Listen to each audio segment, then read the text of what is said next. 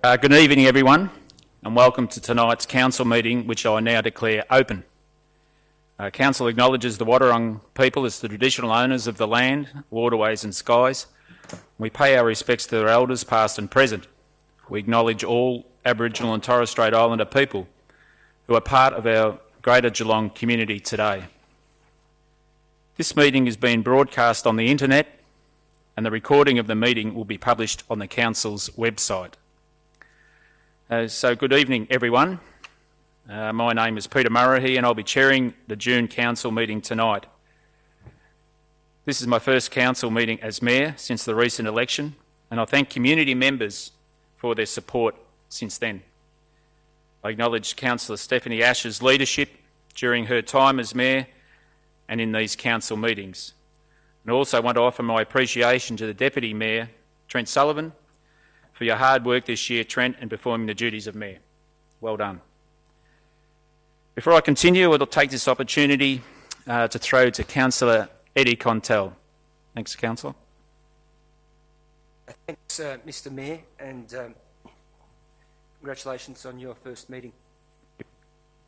Look, on behalf of the entire council and councillors and the Geelong community, I'd really like to take this opportunity to honour a former mayor of the City of Greater Geelong, being Des Podbury, who, as you're likely aware, sadly passed away late in May. And Des will be fondly remembered for his lifelong connections, particularly at St Joseph's, and as a committed supporter of his community.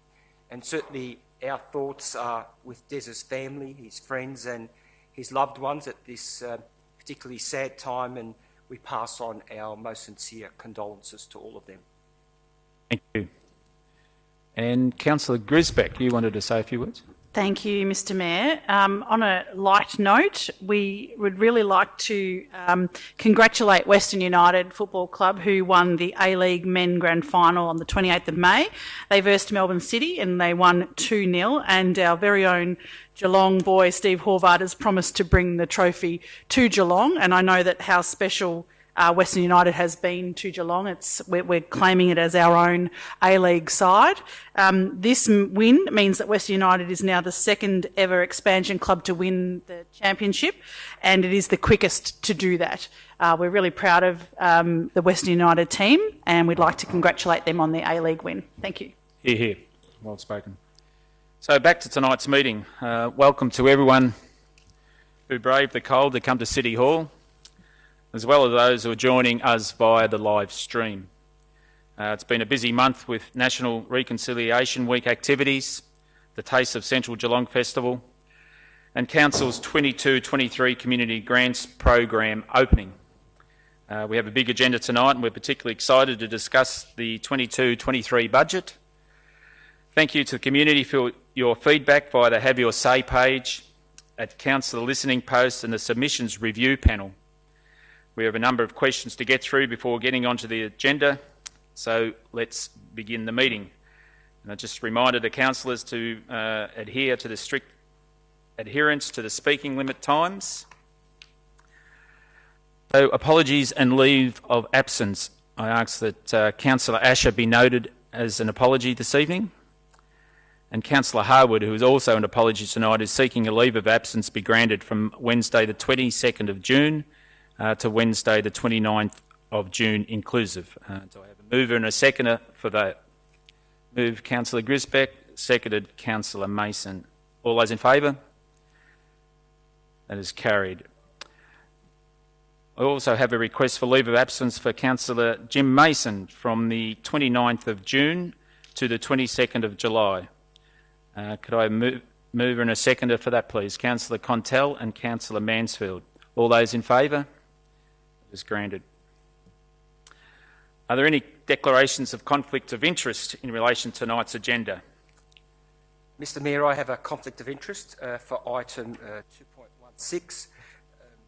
One of the respondents to the tender is a customer of the company of which I'm a director. Thank you, Councillor Contell.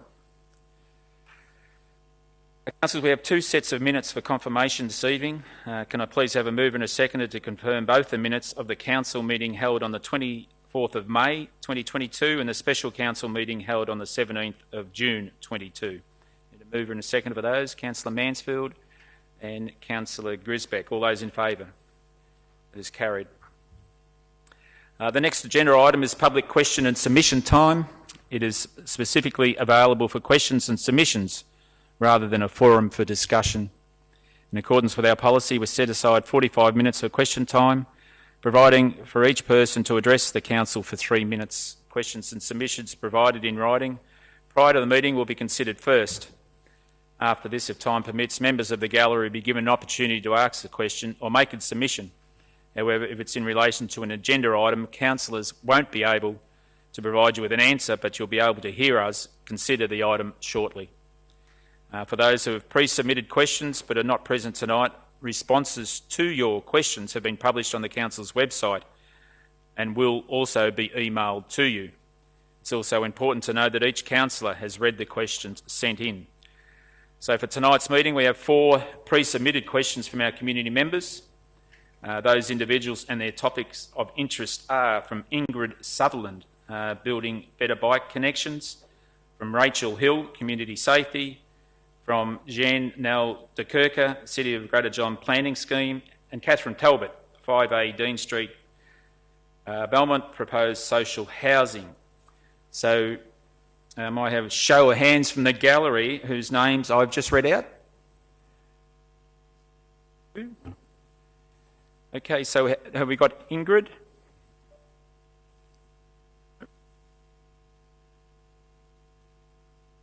Rachel? No. Jan? Thank you. Just do a name. My name is John.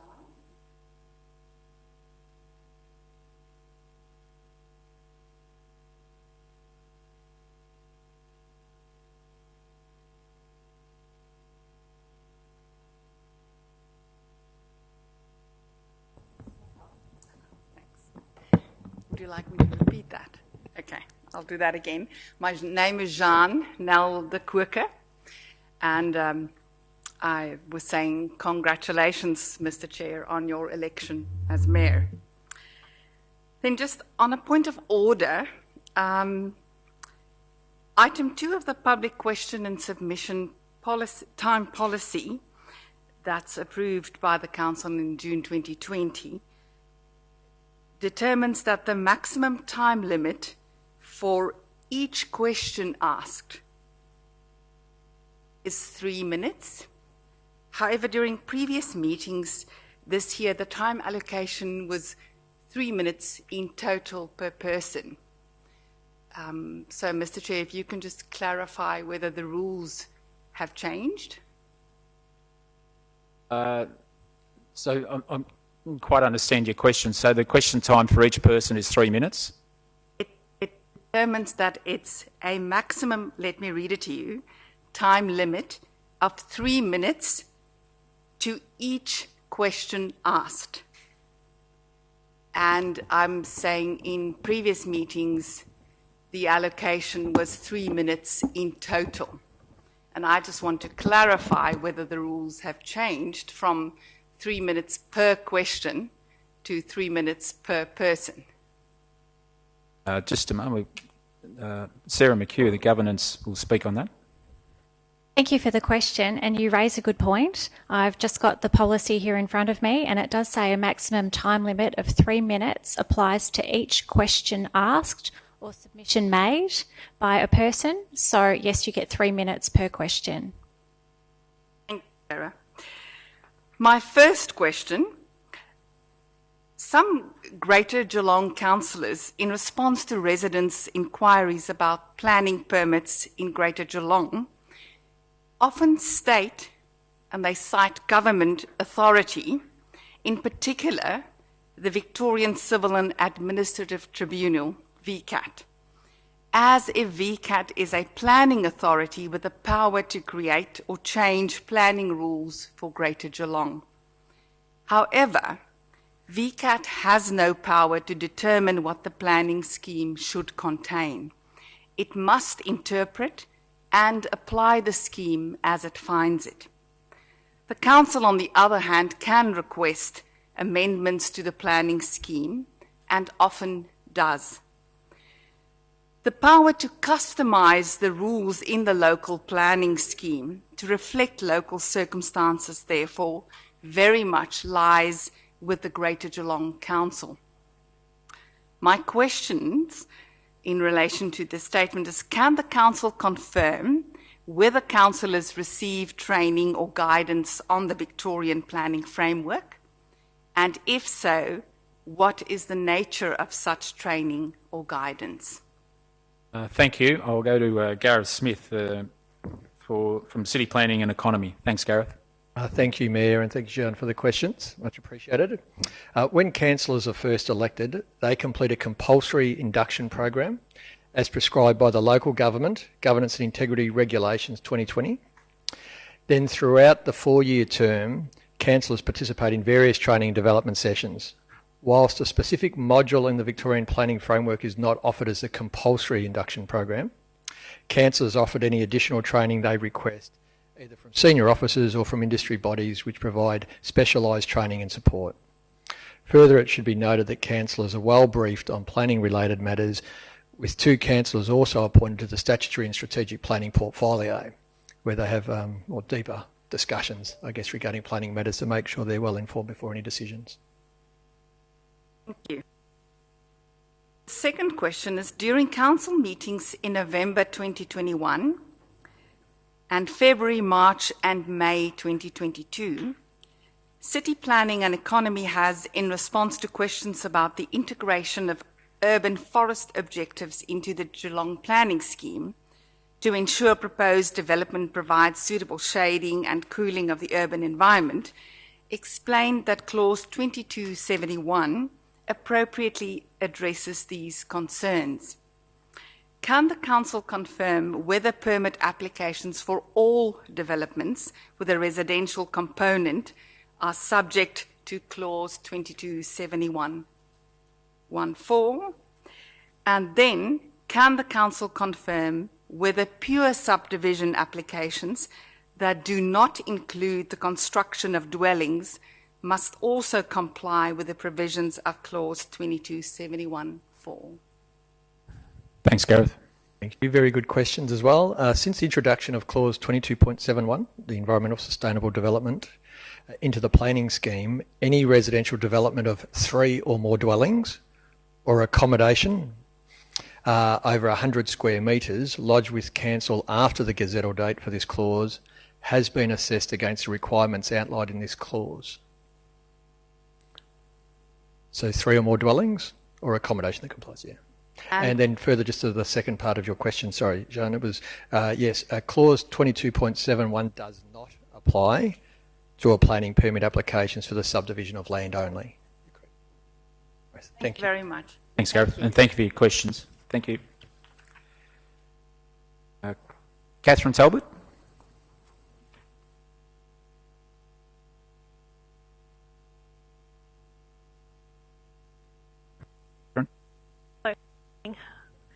So I'm Catherine Talbot from Belmont.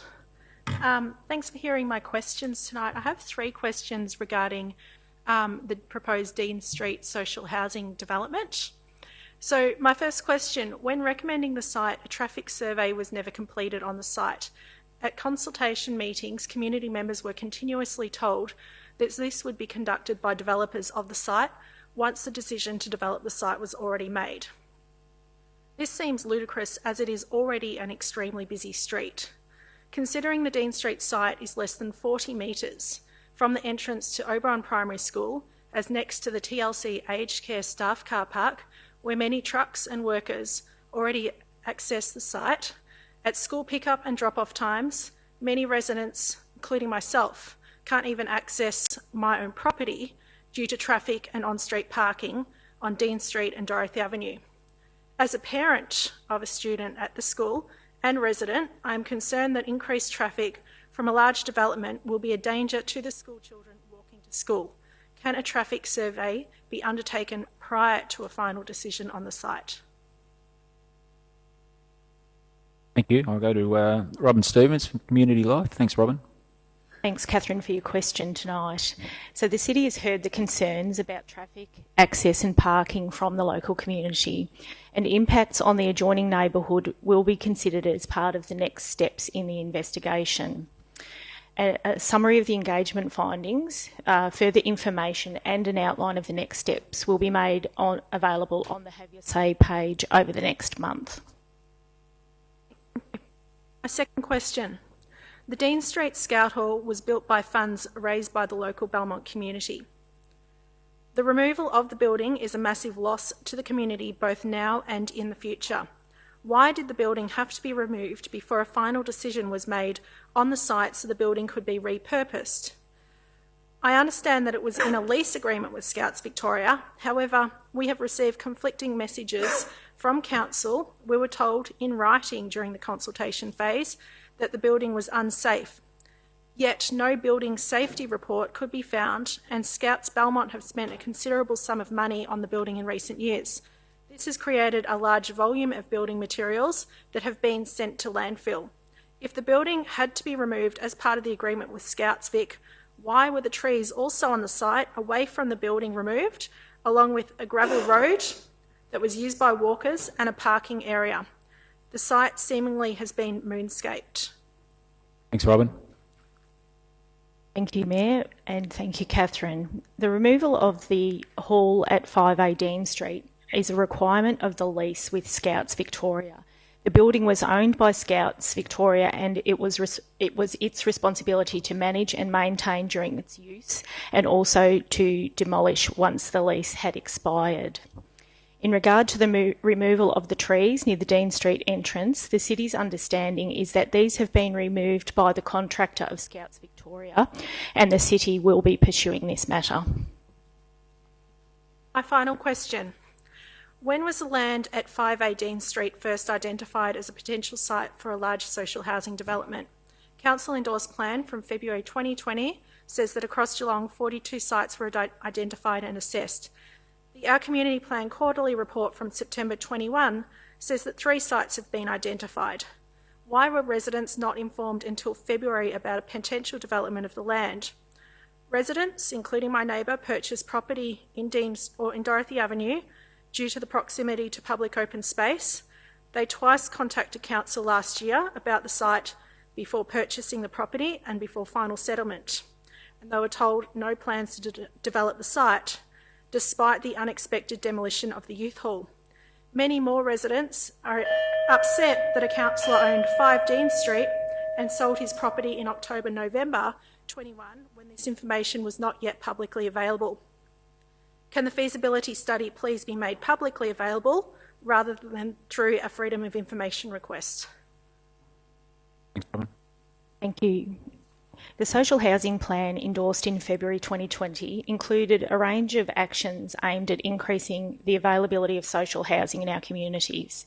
The implementation since has included, among other activity, a feasibility study of council-owned land that could be considered for this purpose. In February 2022, 3 sites were put to council for proposed social housing development with the recommendation that the community engagement is conducted prior to any decision being made. The feasibility study is an internal document which contains confidential information. Therefore, we're not in a position to publicly release this document. Thanks, Catherine, for your questions. Thanks. Thank you, everyone. Thank you. We now have some remaining time for questions and submissions from the gallery. I have a show of hands from those who wish to ask a question or make a submission. Okay, the one just come forward, sir.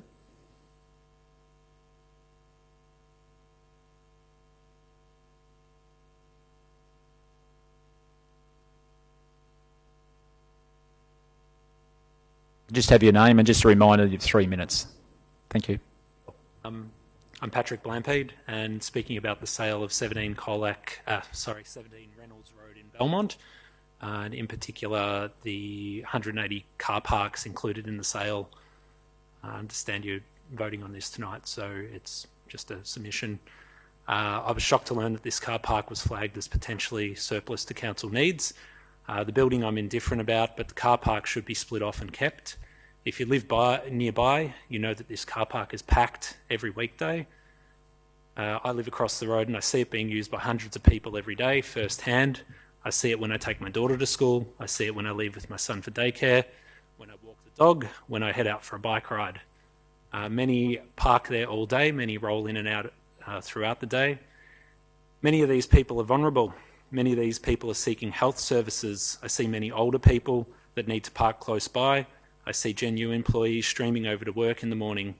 GenU, if you don't know, is a disability services organisation, and many people that work there have additional needs and would benefit from parking close by and for free. There are also parents that do school and kinder pickups and drop-offs. Aside from the effects on the vulnerable people who work there and have to walk from the surrounding streets, there is the effect on locals. There aren't many parks in the immediate side streets. Colac Grove is the closest street and it's packed down both sides already. It'll be harder to cross the main roads at busy times, and visiting family will find it harder to park outside homes. It'll also make it more dangerous for bike riders. I'd like to know well, it's not a question, but I'm interested in what council will do to prevent the accidents that could happen from increased congestion. There's no pedestrian crossings with lights in this area, but there's likely going to be an increase that might cause a need for that. Also from the council website, the region is aiming for 50% of all journeys to work to be made by public transport, walking, cycling, by 2047. Currently 87% of trips into central Geelong are made by car. In a town where parking is so heavily debated and there's so many questions about how many car parks are being lost to bike lanes, which I don't think is that many, I can't believe council is trying to sell off 699 car parks in town and 180 car parks in Belmont. Any councillor who is on record as opposing bike lanes because of the impact on parking, I think it would be disgraceful to vote for the sale of these off-street parks. It's counterintuitive perhaps, but to achieve the plan to increase alternative modes of transport, it's critical that you provide off-street parking for the 50% of trips that will still be made by car. You have to account for population growth as well. Removing off-street car parks pushes these cars into the streets, which increases the potential for collisions. We had 52 submissions finally against the sale of the site. This clearly demonstrates the need for the community and the desire to keep it. So please consider not voting to sell this car park. Thank you. Thank you. Your concerns are noted. Thanks very much. Thanks. Is there another question there from the gallery?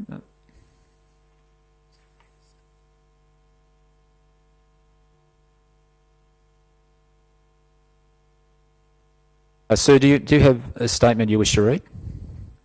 Yes, I do. Thank you very much. Okay.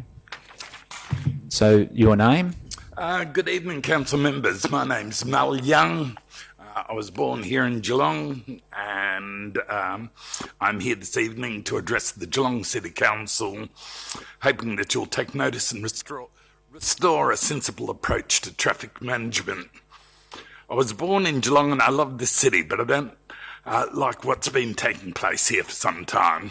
My first example of what is going seriously wrong in respect to this issue came my way via YouTube with a documentary from the 1970s extolling the virtues of Geelong's beautiful wide thoroughfares.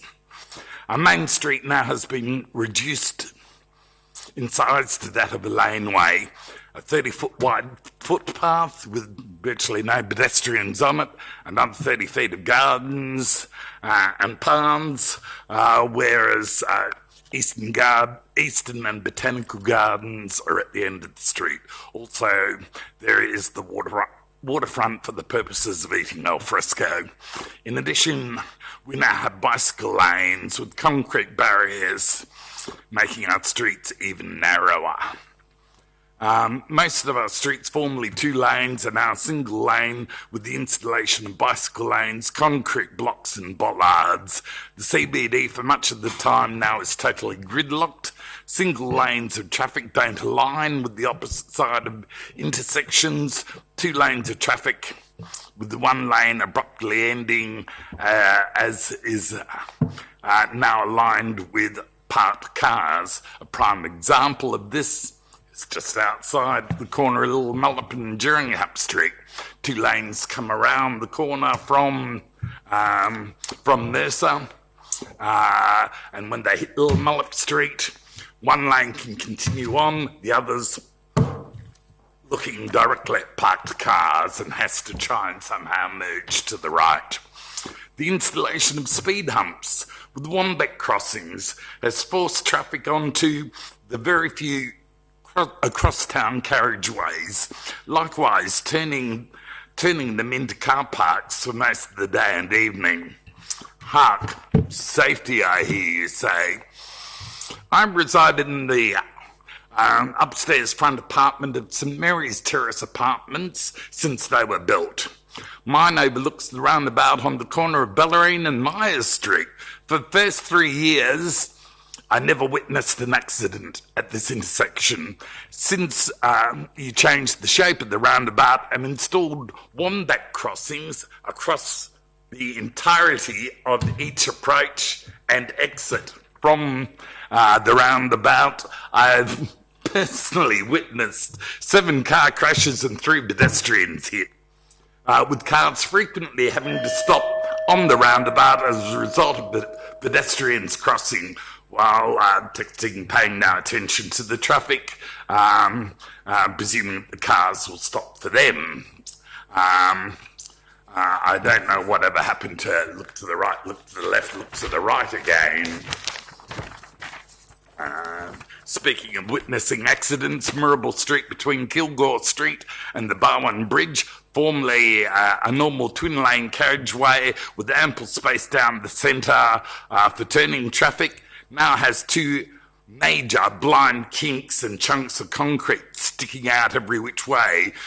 For your information, a semi-trailer or larger delivery trucks needing to utilise Mirrabel Street for local deliveries, e.g. a Coles truck, cannot negotiate these sharp kinks next to another vehicle. Not to mention these blind kinks don't line up with the lanes any longer. I've witnessed a dozen or so smashes and many near misses, also narrowly avoided head-on collisions as you head south.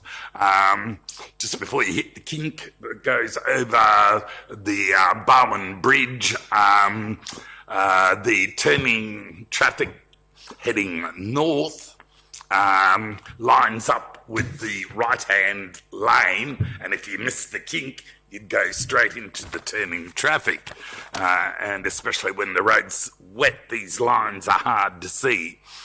Another issue is that of speed humps every 25 metres. If you post a speed limit of 40 kilometres an hour, why throw up all these speed humps that force SUVs to slow down to 20 kilometres per hour and normal cars, and again,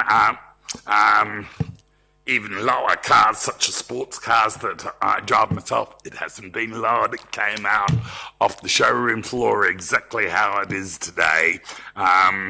I have to slow down to 8 kilometres per hour or less to navigate some of these speed humps. With the advent of programmable illuminated speed signs, all these speed humps are deemed totally unnecessary. These are but a few of the issues that need to be addressed forthwith. The insanity has to stop and is totally unacceptable.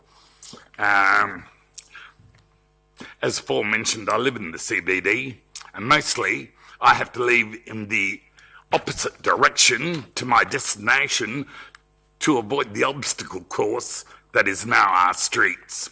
On the subject of speed humps, many are not of the uniform height, shape or width. As a result, my suspension, the underside of my car and the front spoiler have taken a beating. makes me think to myself, yes, let's form a class action, because I've heard of many other motorists having similar issues. Tourism to our beautiful waterfront. Yeah, kudos to the council regarding this. However, tourism has been savagely curtailed, not because of COVID-19, but rather logistical accessibility issues. Nearly there, Mel. Nearly there. Now, I don't expect any responses tonight. I'm going to leave this in your capable hands. Perhaps if anyone would like to get back to me, I'll leave my telephone number. I understand the simple pleasure and health benefits derived from a leisurely bicycle ride, but I think there are a multitude of places where this can be done safely without inconveniencing the rest of us. For example, along the waterfront from Eastern Beach to Rippleside Park, extensive pathways along the Bowen River, Eastern Gardens, of course, and the pathways replacing the old Bellarine Peninsula Railway. A statistic I gathered myself recently with the aid of a clicker saw 15,000 motor vehicles pass by and one bicycle. And I hasten to mention that bicycle wasn't using the bicycle lane. There was a teenager using the bicycle lane on his skateboard. Maybe a skate park would be an idea and an attraction for our local teams. One morning recently, it took me longer to exit Geelong than the remainder of my journey to Melbourne. It is my understanding that Melbourne is currently reviewing its stance on similar issues I have raised here this evening. This is very much like political correctness. Like political correctness, members of Geelong City Council have gone way overboard. If Geelong City Council doesn't cease and desist from these ridiculous roadworks, I promise the dismissal of Geelong City Council and engineers on the grounds of total incompetency, I would make it my mission. At the very least, I would campaign to see that nobody else here is re-elected. Although, over the last few months, I've noted that public opinion has indicated my intervention would hardly be necessary. Geelong motorists are fed up. Hence, I suggest if you're one of the minority of city councillors who feel as I do and wish to be re-elected, seek re-election on the platform of restoring our streets. If any of you would like to discuss any of these issues further, I would be delighted to make myself available at the end of this meeting, or feel free to call me on 0. Thank you very much for your time. Thanks for your time, Mel. Thank you very much. You're welcome. I respond. Councillor Contel, do you wish to respond to that? Mel, I just wanted to thank you for the detail that you put into your. I just wanted to thank you for the detail that you put into your question commentary. So a lot of valid points there, and I'd be more than happy to catch up with you at some stage in the near future. That concludes question time this evening. Thank you again to the submitters of the questions and to the councillors and the officers. Petitions. Sorry. Oh.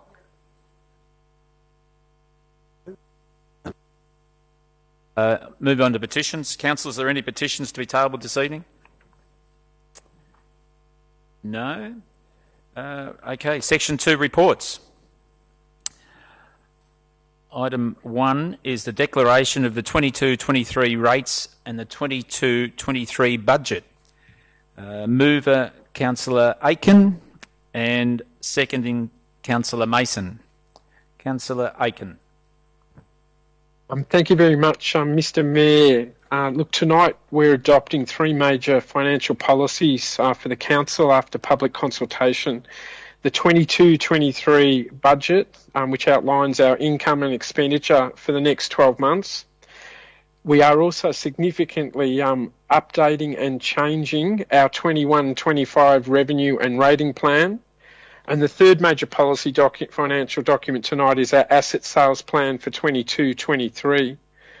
During this submission, we received 137 submissions. 96 of those were on the budget, 40 were on proposed sale of council land, and 1 on our rating and revenue plan.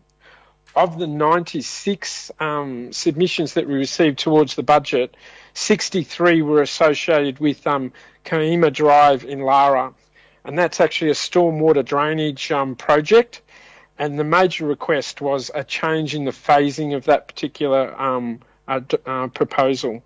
I'm pleased to say tonight that Council is actually bringing forward $1.3 million in response to those 63 submitters, so that during 22-23 we will undertake design, which is approximately $300,000, and in 23-24 we will construct the long-awaited stormwater drainage facility for that community, and we've set aside $1 million for that.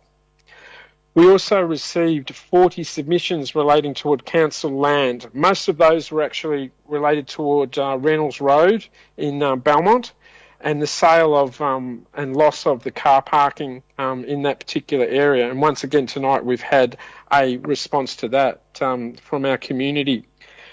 The community should understand we are responding to those requests being put forward in our council land. We are discussing with the administration conditions to be placed on a number of the council asset sales. This includes the civic car park, where the council does believe that we should have continuous usage of that facility for some years to come for car parking.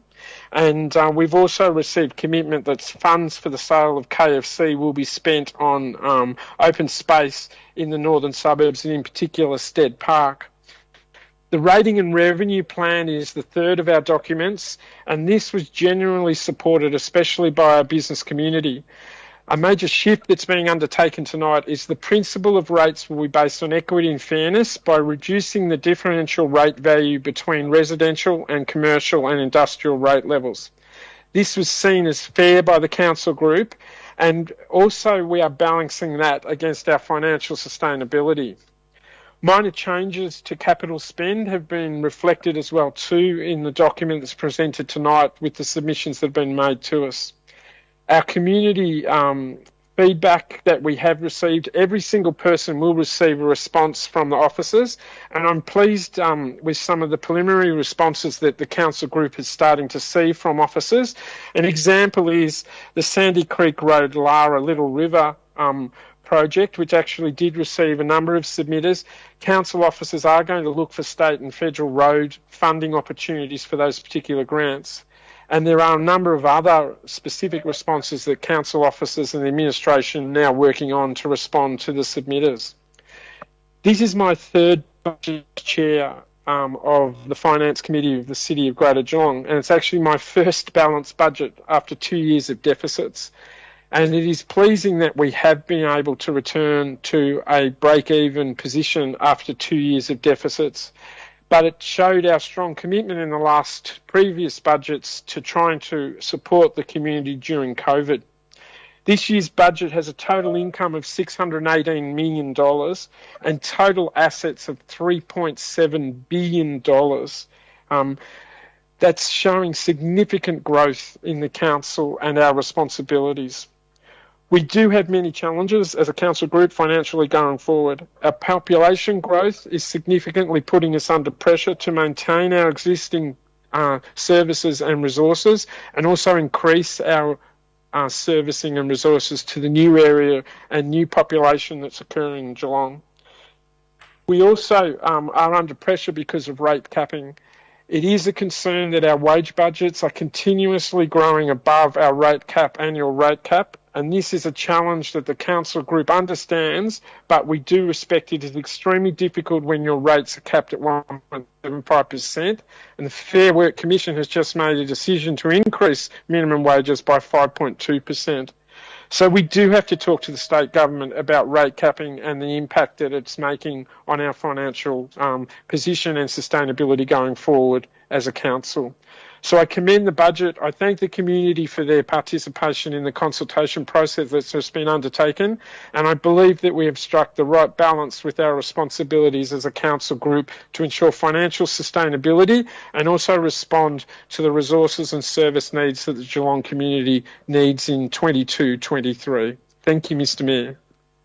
Thank you, Councillor Aiken. Councillor Mason. Thank you, Mr Mayor, and thank you, Councillor Aitken. I fully endorse what you've said, and I also congratulate officers and councillors for their dedication over this a long period of 6 months in developing this very creative budget. And after more than 2 years of running annual deficits to support a range of targeted COVID-19 recovery packages, the budget is indeed in the black again. And we have a small $100,000 surplus, which has been achieved while yet delivering a $206.5 million capital works program. That program, of course, will encourage private investment and assist in the region's continued population growth. Mr Mayor, I'm pleased that we've been able to integrate environmental and climate action through this document and the various city departments. And it's certainly we have a great intention to reach net zero emissions by 2025 for all city managed operations and for the municipality to reach net zero emissions by 2035. And so the budget also continues to deliver more than 130 services to the community and contains changes, as Councillor Aitken said, in response to a great amount of community feedback. Now, one of the areas of feedback that we got was quite a lot of concerns in relation to the environment, and it was based generally on misunderstandings. The budget does contain significant funding for sustainability-led initiatives, such as switching to electricity to power, the Northern Aquatic and Community Hub with renewable energy, $4 million for that. Completing the conversion of our street lighting to LED with associated smart control technology, $3.55 million. Renewing open space areas, continuing the development of the 550-hectare Sparrowvale Wetlands, and very much more. There's so much that I really commend the work that's been done in developing all of those sustainability initiatives. On a local level, I will just mention one other thing too. Drainage and construction and renewal of assets, $30.8 million. And I think Councillor Aitken's mentioned that, but it's so important for us to address the renewal of assets. And we've got $4.8 million dedicated over the 4 years to environmental and coastal structures. Meanwhile, I'm sure all the other councillors will mention, but Bellarine, Bowen Heads, Drysdale Library, Bowen Heads Bowling Club, Drysdale Sporting Precinct, Leopold Tennis Club, all addressed. And so I'll leave it to the other councillors to add to that, Mr Mayor. Thank you, Councillor Mason. Any other councillors? Councillor Grisbeck. Thank you, Mr Mayor. I guess I'm going to go over a few things that Councillor Aiken has already gone over, but it's important to call out a few thank yous. I'd like to thank everybody that was engaged in this budget process, the draft budget process, and they made a massive effort to engage with us during that process. The budget submissions panel was just one part of that engagement in which we had many submissions. And as a result, as Councillor Aiken has said, one particular item that I've been working on since being elected is the Kiama Drive flood mitigation, and I'm pleased to say that it will be commencing in the next financial year. And special thanks to John Winkler and to all the people that live in that area that have engaged with Council over the past 4 years that I've been elected. I'm really pleased to confirm the funding for the Northern Aquatic and Community Hub. We're really pleased that we've got a great group of people that have come on to work with us from the community, and this project is going to be an outstanding piece of community-owned aquatic centre, but not only that, it's going to be a community hub as well. The Lara Early Years Library and Community Hub, there's the planning and the building money in the budget for next financial year. The funding for the Rec Reserve Master Plan in Lara, the baseball and football facility, the Lara Golf Club water irrigation program, and will continue to roll out Wi-Fi and broadband connection across the city. The Corio Football Cricket Club change room upgrades will be happening in the next financial year, and the Anarchy Football and Netball Club renovations to their social space will also be happening in the next financial year. But whilst we've had many conversations and submissions regarding a particular item that Councillor Aiken has mentioned, the Sandy Creek Road upgrade, I'm pleased to agree with Councillor Aiken that we've tasked the CEO and the executive to look for funding from other sources. It's not just a matter of, no, it's not in the budget and we forget about it. This is an opportunity to identify those particular items that may be either via a grant or via a commitment from other levels of government to support us. Especially this particular road had been identified in the Lara Traffic Management report that we adopted some years ago. Well done to my fellow Windermere Ward Councillor Anthony Aiken, who holds the finance portfolio, and assisting the city to deliver a break-even budget was not easy to do, but an amazing turnaround after the COVID recovery programs that we've been through. Well done, Mr. CEO, Martin Cutter, and the entire organisation for a great budget. Thank you. Thank you, Councillor Grisbeck. Other councillors? Councillor Contell. Thanks, Mr. Mayor. I'll just talk to one particular item in the budget, being the commercial rates, which Councillor Aitken referred to. I'm really pleased that we've been able to make inroads in this area. This is an area that we have been focusing on over the last several years. In fact, last year, during our budget deliberations, we made a decision not to increase commercial rates. We've been talking extensively, and I personally have been meeting with a number of groups and associations, in particular the Geelong West Traders Association, Highton Street Traders, Separation Street Traders, and also the Geelong CBD Task Force. And they've been talking to us over years now about the pain that they are experiencing in terms of commercial rates here in Geelong. We all know and have experienced, whether it be through the media or through personal experience, the pain that small businesses have been going through, even before COVID, but particularly during COVID. We all know that small business creates and provides a significant economic stimulus in all cities and towns of Australia, but we're focusing obviously on Geelong. It also creates significant employment. And so if they are suffering and feeling the pain, those initiatives don't go ahead. So it is pleasing that this year we've been able to come to a balanced budget, but also reduce commercial rates by 7%.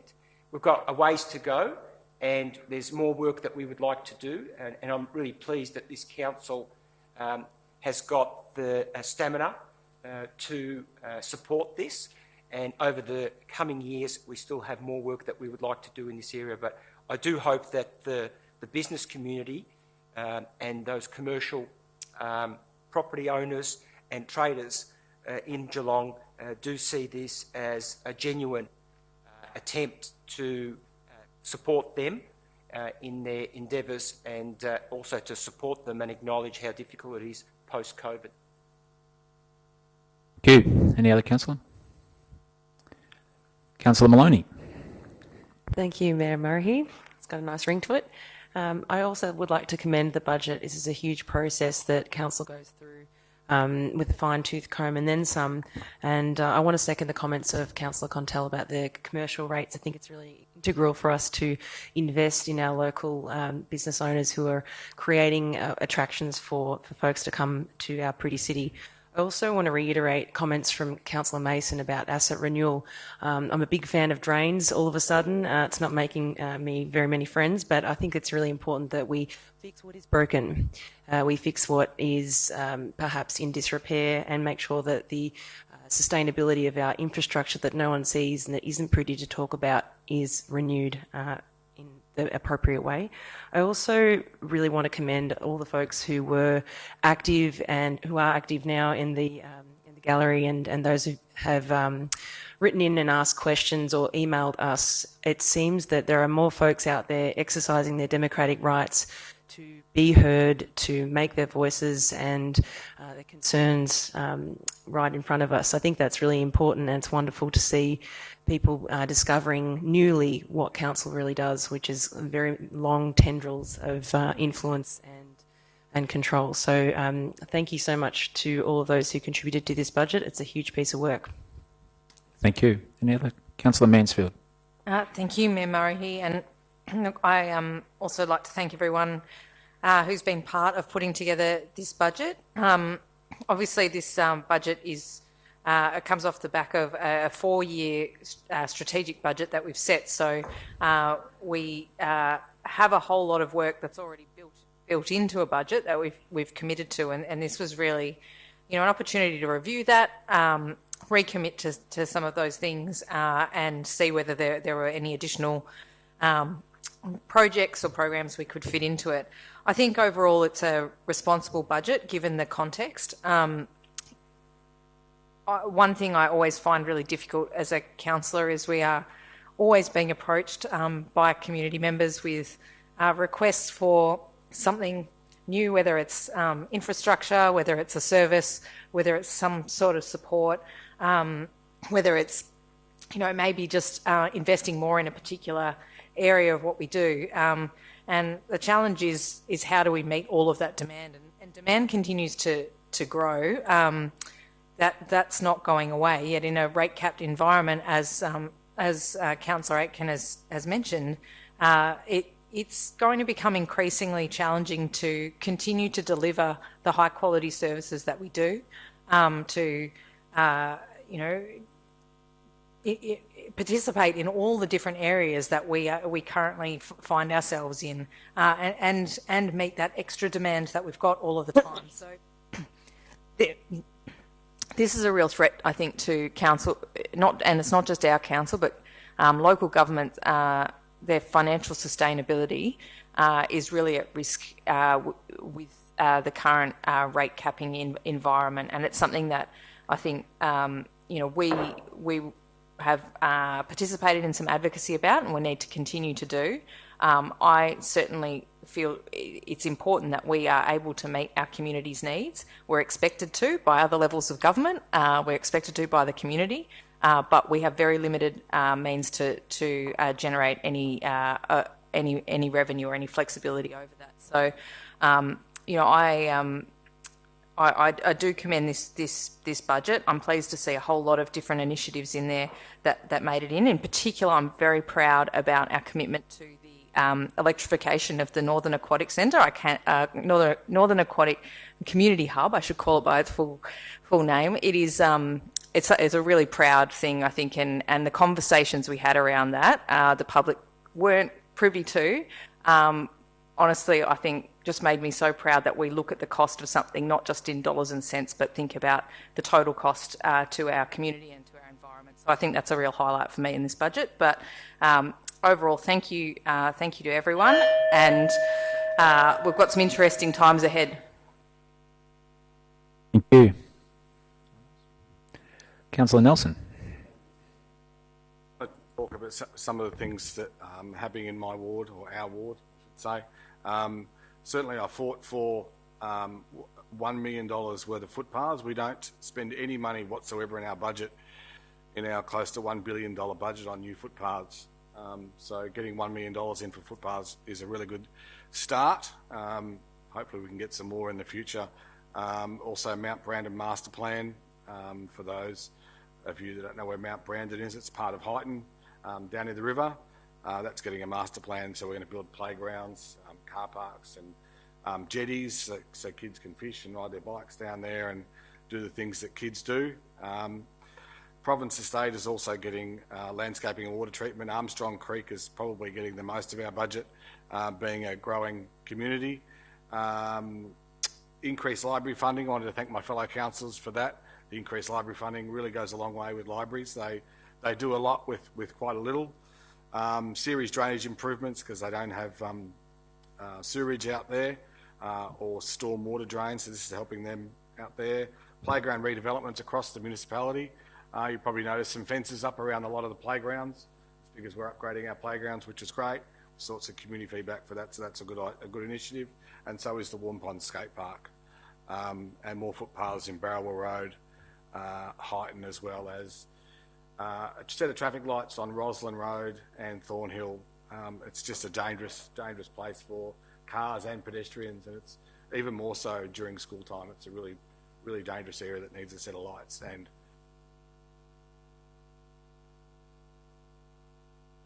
thanks. Thanks, Councillor Nelson. If there's no more, back to Councillor Aiken to close. Thank you, Mr. Mayor, and look, I thank the councillors for all their comments. Look, probably the biggest challenge that we haven't spoken about in the next 4 years anyway in the City of Greater Geelong is actually our participation in the Commonwealth Games and making sure that it is a success. CEO has got the challenge in the next 12 months that probably any savings that the organisation can make will have to be attributed towards resources and funding towards Commonwealth Games.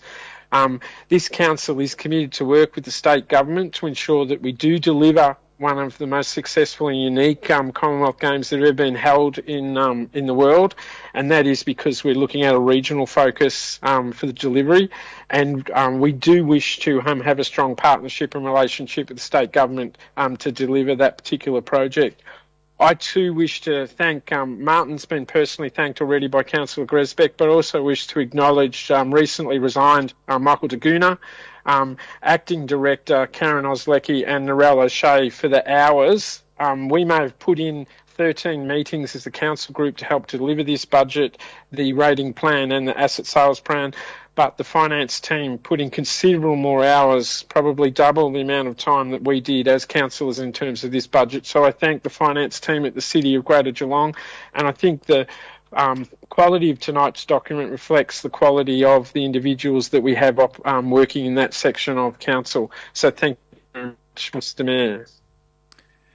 Thank you, Councillor Aiken. Put this to the vote. All those in favour? Against? It is carried. Item number 2 is the Asset Plan 2022 to 2032. Councillor Aiken moved and Councillor Grisbeck is seconded. Councillor Aiken. Thank you very much, Mr. Mayor. This is second significant financial item that we're presenting tonight, and it's actually our 2022 to 2032 asset plan. This document was presented to Council about 3 meetings ago, and we have had it out for public consultation. This document actually puts in place Council's asset management program for the next 10 years. During that public consultation, we received 383 site visits and a total of 6 submissions. Most of the submissions were supportive of the way that Council is heading, and in particular that we are going to be shifting towards a data-based decision-making model and how we actually manage our assets going forward. And also there were questions about focus on environmental sustainable infrastructure, and Councillor Mansfield has already referred to that with Council's commitment to actually change from gas to electric-powered aquatic facility in our north. There's also was a request to increase focus on more footpaths and open space. The Lara community should be congratulated again because they've challenged the council to say that there are significant traffic issues in that growing community, and council should be looking at developing assets in transport infrastructure. And the Indented Heads community during consultation process for our assets said they need the community hall upgraded, we need footpaths upgraded, and we need significantly more parking to be established in Coach Road. But overall, our asset plan, what is fantastic, has been already touched on by some of the councillors tonight, is that we are significantly increasing our expenditure associated with assets renewal. In our 21-22 budget, we had a total of $38.5 million set aside as the council for asset renewal. And our forward projections showed us that we were $16 million short as a council in spending in that particular area. I'm pleased to say that in our 22-23 budget, which we have just adopted as the council group, has set aside $48.9 million for asset renewal. That's a $10.4 million increase compared to the financial year we're now just concluding. And the council group's commitment to actually build and reduce the asset renewal gap as a council, we are increasing over the next 4 years to a total in 25-26 of $56.9 million towards asset renewal. This is what this document actually shows. This document proves to the community that we understand our responsibilities aren't just to build in our new areas, but they are to maintain assets in our existing areas. And the council is under significant pressure. When this document was first released, our total assets, which were property, infrastructure, plant and equipment, was $3.1 billion. Our budget that we've just adopted tonight in our asset listing balance sheet has a total of $3.5 billion worth of assets. So in the space of 18 months, we increased our asset base in this particular area by $400 million as a council. And that reflects the pressure that we're under with the growth that's occurring with our assets in the city of Greater Geelong. But I am pleased that we are recognising that we can't just keep building new things. What we have to do is actually fix and respond to the community's desires for our existing assets throughout the city of Greater Geelong. And this 10-year asset plan commits the council to that. And I look forward to the annual reports which actually be brought back to the council chamber to show us how we are meeting this commitment. So I commend this document to the council group. I thank the submitters that showed an interest, and it appears, Councillor Maloney, there are other members of the community that are interested in stormwater and drainage, just as you are. And importantly, the council organisation is also interested in those type of assets when you see the commitment that we are making to ensure that we respond to climate change associated with our stormwater management systems going forward and our existing stormwater management systems. Our asset plan is significant and it does deserve continuous attention and financial resources from the council to deliver to it. Thank you, Mr Mayor. Thank you, Councillor Aiken. Councillor Grisbeck. Thank you, Mr Mayor. Councillor Aiken has covered that item fully, so I have nothing further to add. Thank you. Any other councillor? Councillor Mason. Thank you, Mayor Murray. I also commend the document and what's been said. However, I would like to observe that environmental assets are yet to be determined. And clearly, loss of the environment and biodiversity and its restoration is a huge challenge. And we're all becoming aware of this, and we all hope it's not too late. But clearly, we have indicated in our document that we have more work to do, and I'm really pleased that we've committed to a climate-ready asset model in collaboration with the CSIRO. This work's an industry first and was presented at the IPWEA National Conference in May this year. Thank you, Mayor Murray. Thank you, Councillor Mason. Any other councillor? Otherwise, back to Councillor Aiken to close. Thank you very much, Mr Mayor. My only final closure comment is to actually just thank the officer that really is the driver behind this and his team. Travis Kerwood is our manager in this particular area for the City of Greater Geelong. This was a significant piece of work that he and his team have been working on over the last 9 months. So I personally acknowledge Travis for the work that he's done And I look forward to the additional resources that we're making available in terms of software and transformation of management of our assets, and the tools that we are developing to try to assist us to better manage our $3.5 billion worth of infrastructure, property and plant and equipment that the City of Greater Geelong does have. Thank you, Councillor Aiken. I'll put this to the vote. All those in favour? Against? Carried. Thank you. Item number 3 is our Community Plan 2021 to 25, Update 22 to 23, and our Community Plan 21 to 25, Annual Action Plan 22 to 23. Mover Councillor Contell and seconded Councillor Nelson. Councillor Contell. This report asks Council to adopt our Community Plan 21-25 and also note the accompanying Annual Action Plan 22-23. This item and the next item actually are roadmaps, I guess is the way that I'd describe them, roadmaps to provide community an update on the performance of our strategic direction and the progress that we're making on the action items. This plan here combines the council plan and also the municipal public health and wellbeing plan, and the plan has been revised, but there's been no real material changes to the plan other than a number of minor changes just to really align it a little further to our organisational strategy. It does provide a number of actions, and it does provide council strategic direction and also helps us identify our priorities for the 4 years.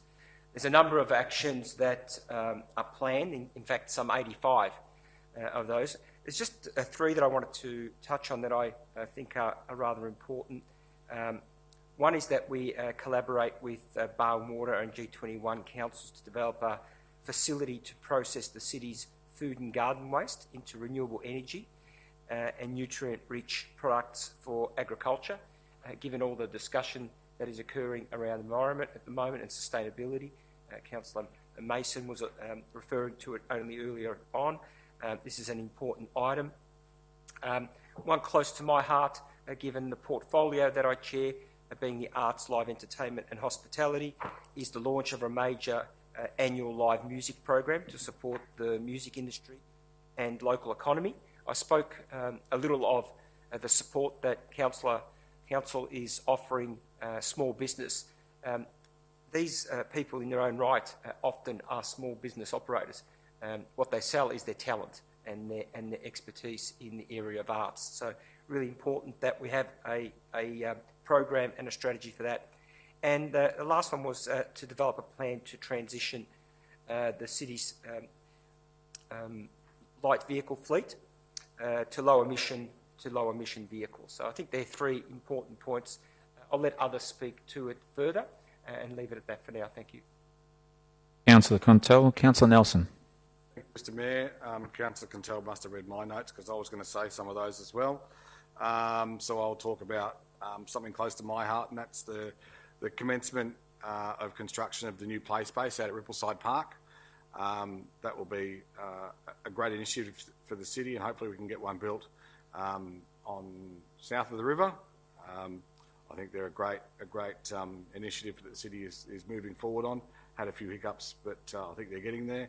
And the other one that's important to me, certainly is to deliver fibre to the north, so that all facilities and public spaces can have access to high-speed internet, because not everyone studies at home. Some people need the comfort and safety of a library or an open space to do their homework. So that's a good initiative that the city's doing, and I'll leave it for other councillors to talk about the other 85 initiatives, noting that around 72% of them are on track, which is pretty good. Thank you, Councillor Nason. Any other councillors? Councillor Grisbeck. Thank you, Mr Mayor. I just want to call out the work that we have done with the Junior Council. It is listed in our report of the ongoing support for junior council, and I just wanted to call out that we have had some amazing sessions with those junior councillors, and we've definitely learnt a lot from their perspectives as young people in this community, and we would continue to do that across the next. I would hope that we would continue to do that along the 10 years that we have an asset plan for. Hopefully we get engagement from our youth through the Youth Council continuing every year. It's a really good project. Thank you to the youth team for their support. Thank you, Mr Mayor. Thank you, Councillor Grisbeck. Any other councillor? Back to you, Councillor Contell. Mr Mayor, just a bit of housekeeping. Just wanted to note that a copy of the updated community plan will be submitted to the Minister for Local Government, and that copies will be made available for inspection by the public. Thank you. Put this matter to the vote. All in favour? Against? That is carried.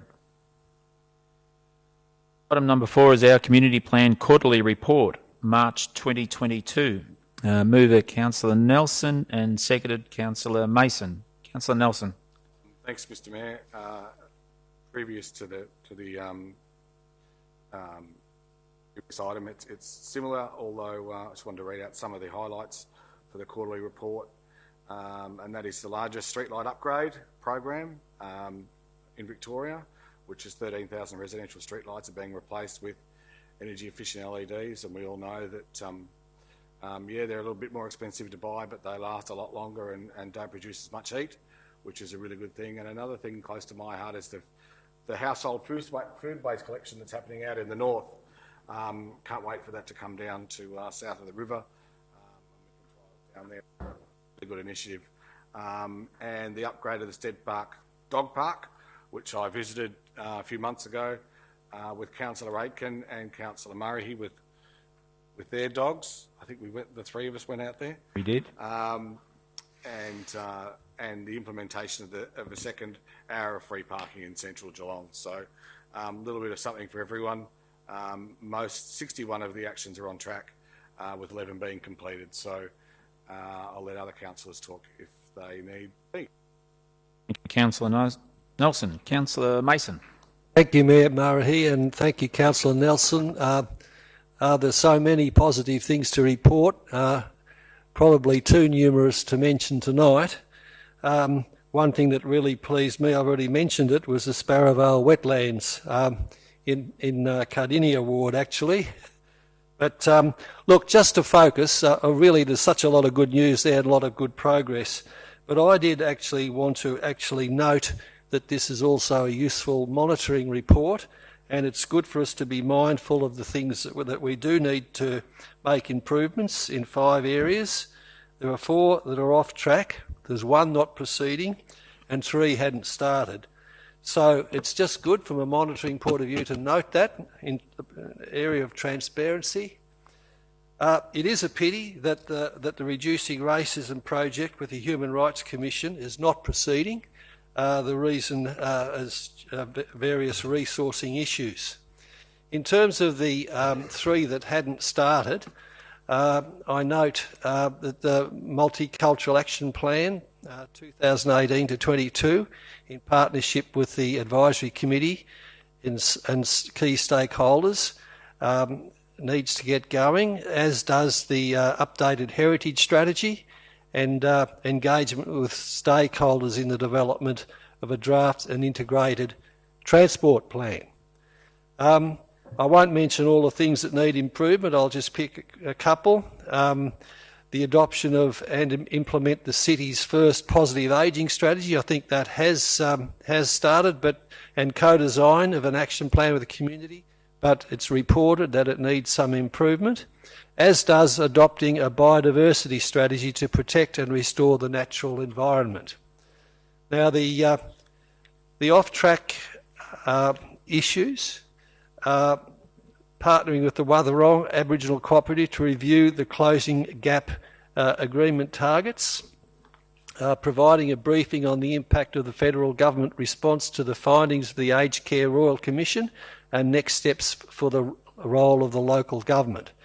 So this report is really very useful. It's very encouraging that we've made so much good progress, but it is important to note the areas that need extra work. Thank you, Mr. Mayor. Thank you, Councillor Mason. Any other councillors wish to speak on this? No? Back to you, Councillor Nelson, to close. Thank you, Mayor. I thought I'd leave the Sparrowvale Wetlands one for you, Councillor Jim. I know that's close to your... As we get more walking trails out there and make that more accessible for everyone, I think that'll be just such an amazing place to go and visit.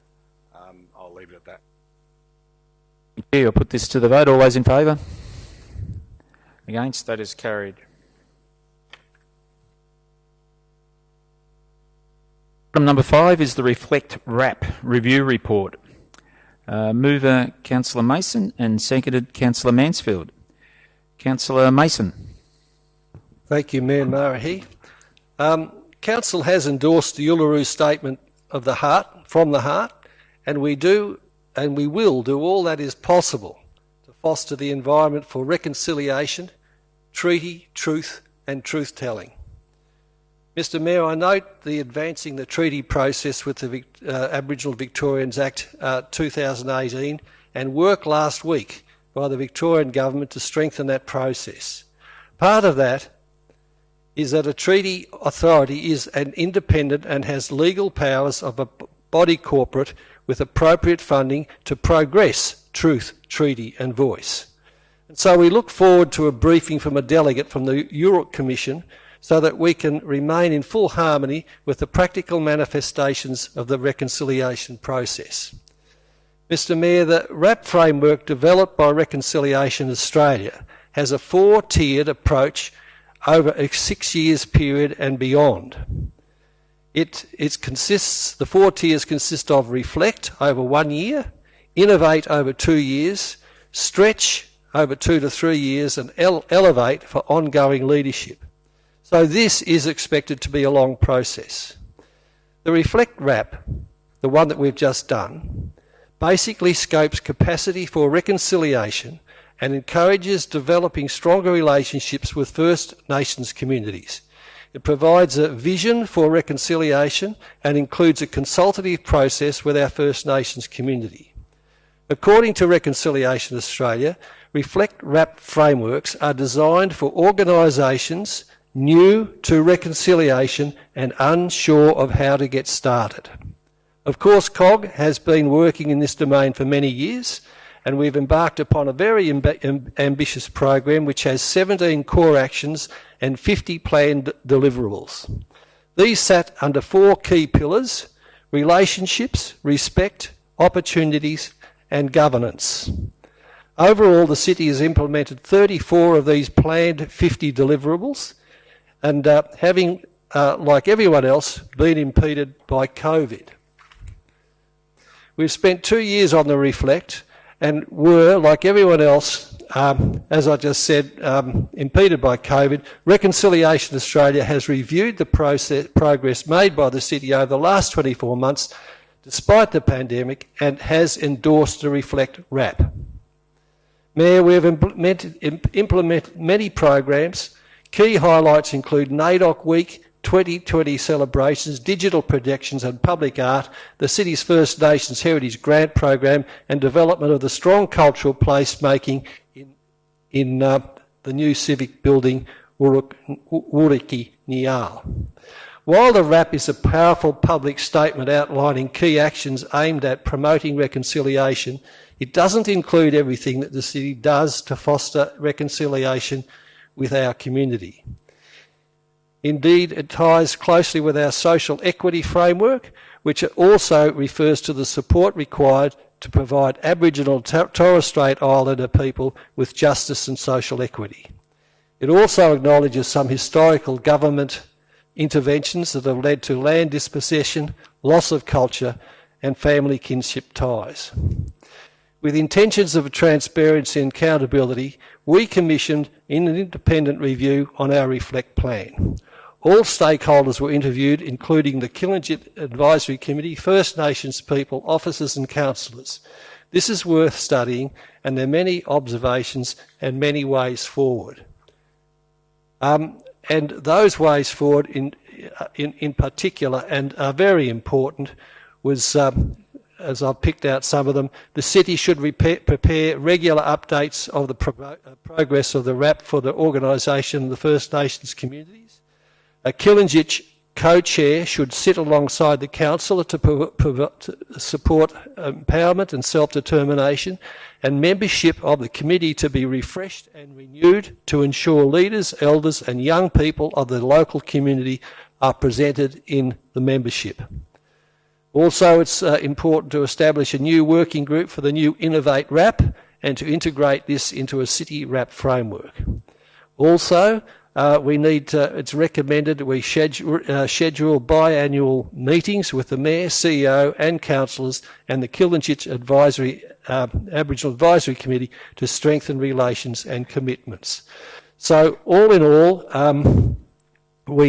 this report has shown us the way forward, and I'll leave it to other councillors to add to this. Mr Mayor. Thank you, Councillor Mason. Councillor Mansfield. I'll reserve my right. Thank you. Any other councillors wish to speak? Councillor Grisbeck. Thank you, Mr Mayor. Endorse all the words that Councillor Mason has said. I think one of the accolades that I would give the city in relation to the work here is that it's been a real, I would call it a bit of a big brother to other organisations in Geelong, and has shown that the city has taken the stand to ensure that it delivers on this RAP.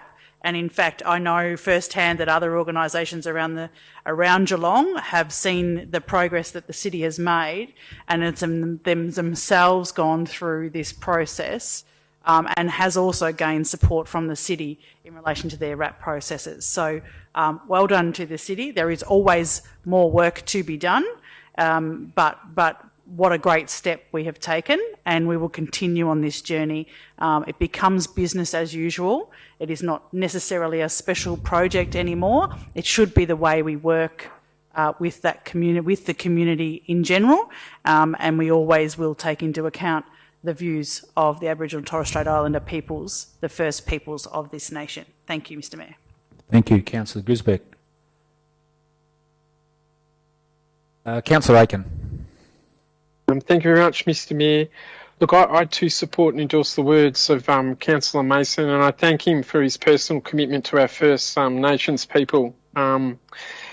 Look, I just wish to actually say that I wish we could be moving quicker and we could be doing a lot more. The Royal Commission into Aboriginal Deaths in Custody was published in April 1991, wasn't it, Councillor Mason? And one of the recommendations that came out of that was to develop a process of reconciliation between Aboriginal and non-Aboriginal Australians. And for a history lesson for our councillors, for the public, in September of 1991, the Federal Parliament established the Council for Aboriginal Reconciliation. And then in January 2001, they actually established Reconciliation Australia, which has been mentioned by this council already tonight. That organisation has actually been in existence for 21 years. So it has actually been encouraging businesses, local governments, state governments, and everybody to participate in establishing reconciliation action plans. So it's now been around for 21 years. I support what has been put forward as tonight in terms of the RAP, but I actually believe we need to move quicker and we need to actually undertake more actions of the council group. And I flagged tonight that I'll actually be bringing a notice of motion to the next council meeting, which will actually identify some issues that Councillor Mason has already mentioned. And I also encourage other councillors to put forward ideas as well too, that they would actually like to see to implement actions and not just words in terms of reconciliation with our people. Some of those things that Councillor Mason has already spoken about is the co-chair of our Aboriginal Advisory Committee. We also, as a council group, need to look at our First Nations talent employment strategy and targets. Look, we have spoken about them, but we now need to publicly identify what we are actually going to set in terms of the targets for the council administration.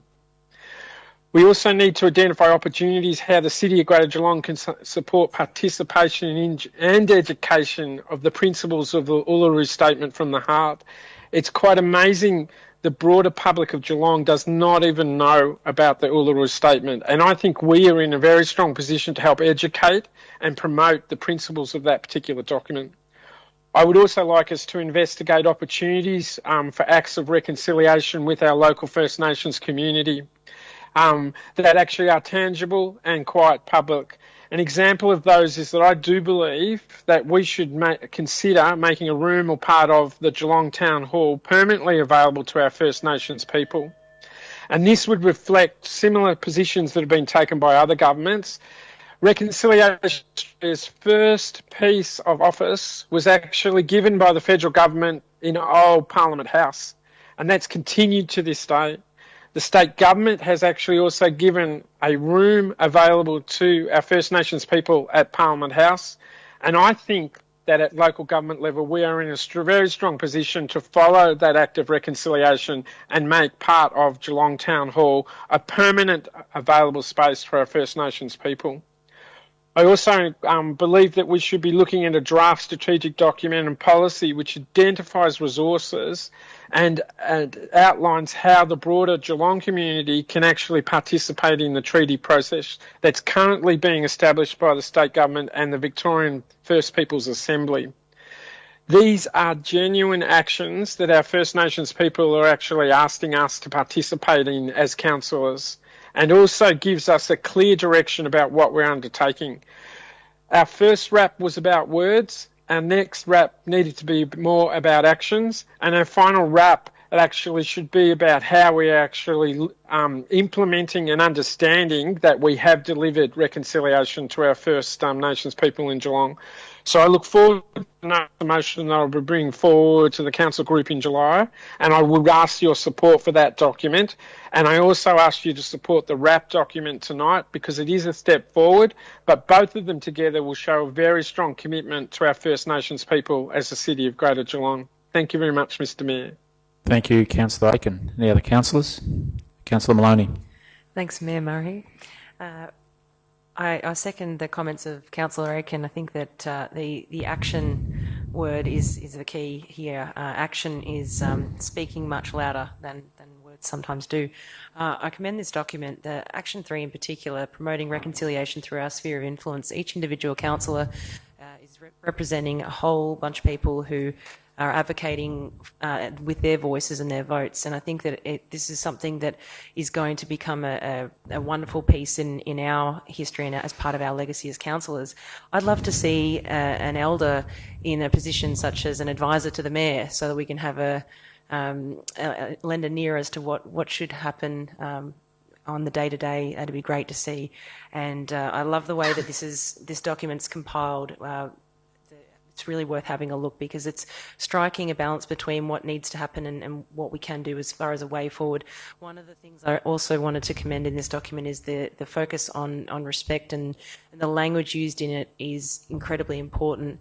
We've had a number of really spicy discussions on council with respect to various issues that come past our portfolios, and some of them are tricky and sensitive, but part of our roles as councillors is to educate the population as to how things should be and how we can use our influence to reconcile the wrongs of the past so that we can progress into the future.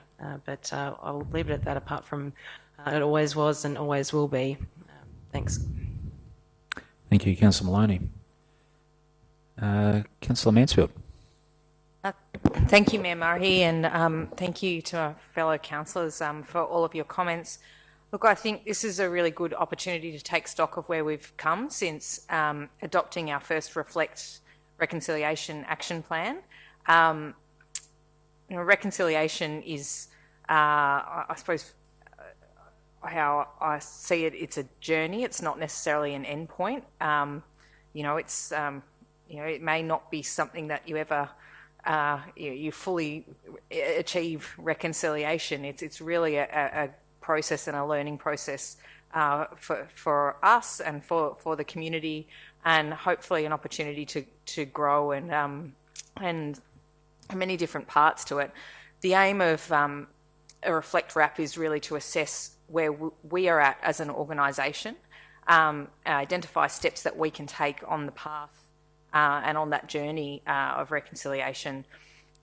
While the RAPs do have to, as we've heard, they adhere to a fairly specific format and process, and that's prescribed by Reconciliation Australia, and they're also subject to that organisation's approval.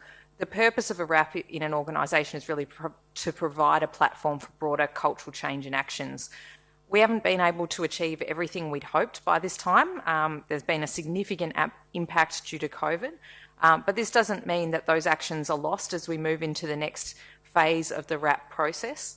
It's essential that we don't just see this as a reporting exercise, which is a common criticism of reconciliation action plans in many organisations. They sort of become a tick box exercise as opposed to something that really leads to broader change.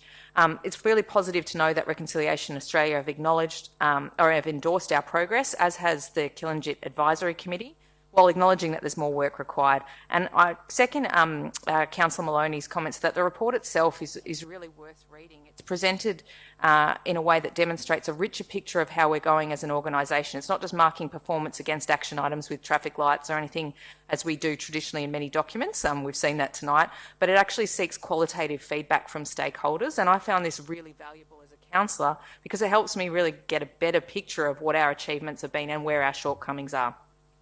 It's also worth highlighting that throughout the report, ways forward on a range of issues are identified, and these are meaningful and practical steps we can take as an organisation.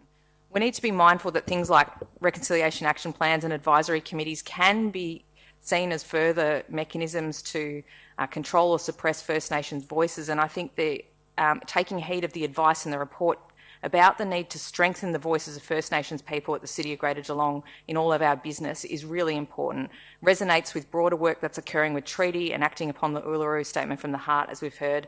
Recommends a range of actions that strengthen the role of the Killinjit Advisory Committee in particular, and relationships between council and other organisations, and that's going to be critical towards our journey on our journey towards reconciliation and meaningful recognition of our local First Nations culture and heritage.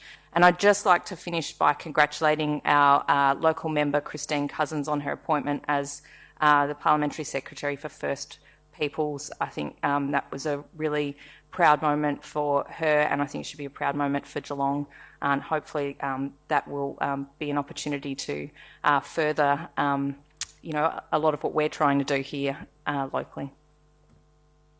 Thank you, Councillor Mansfield. Councillor Mason to close.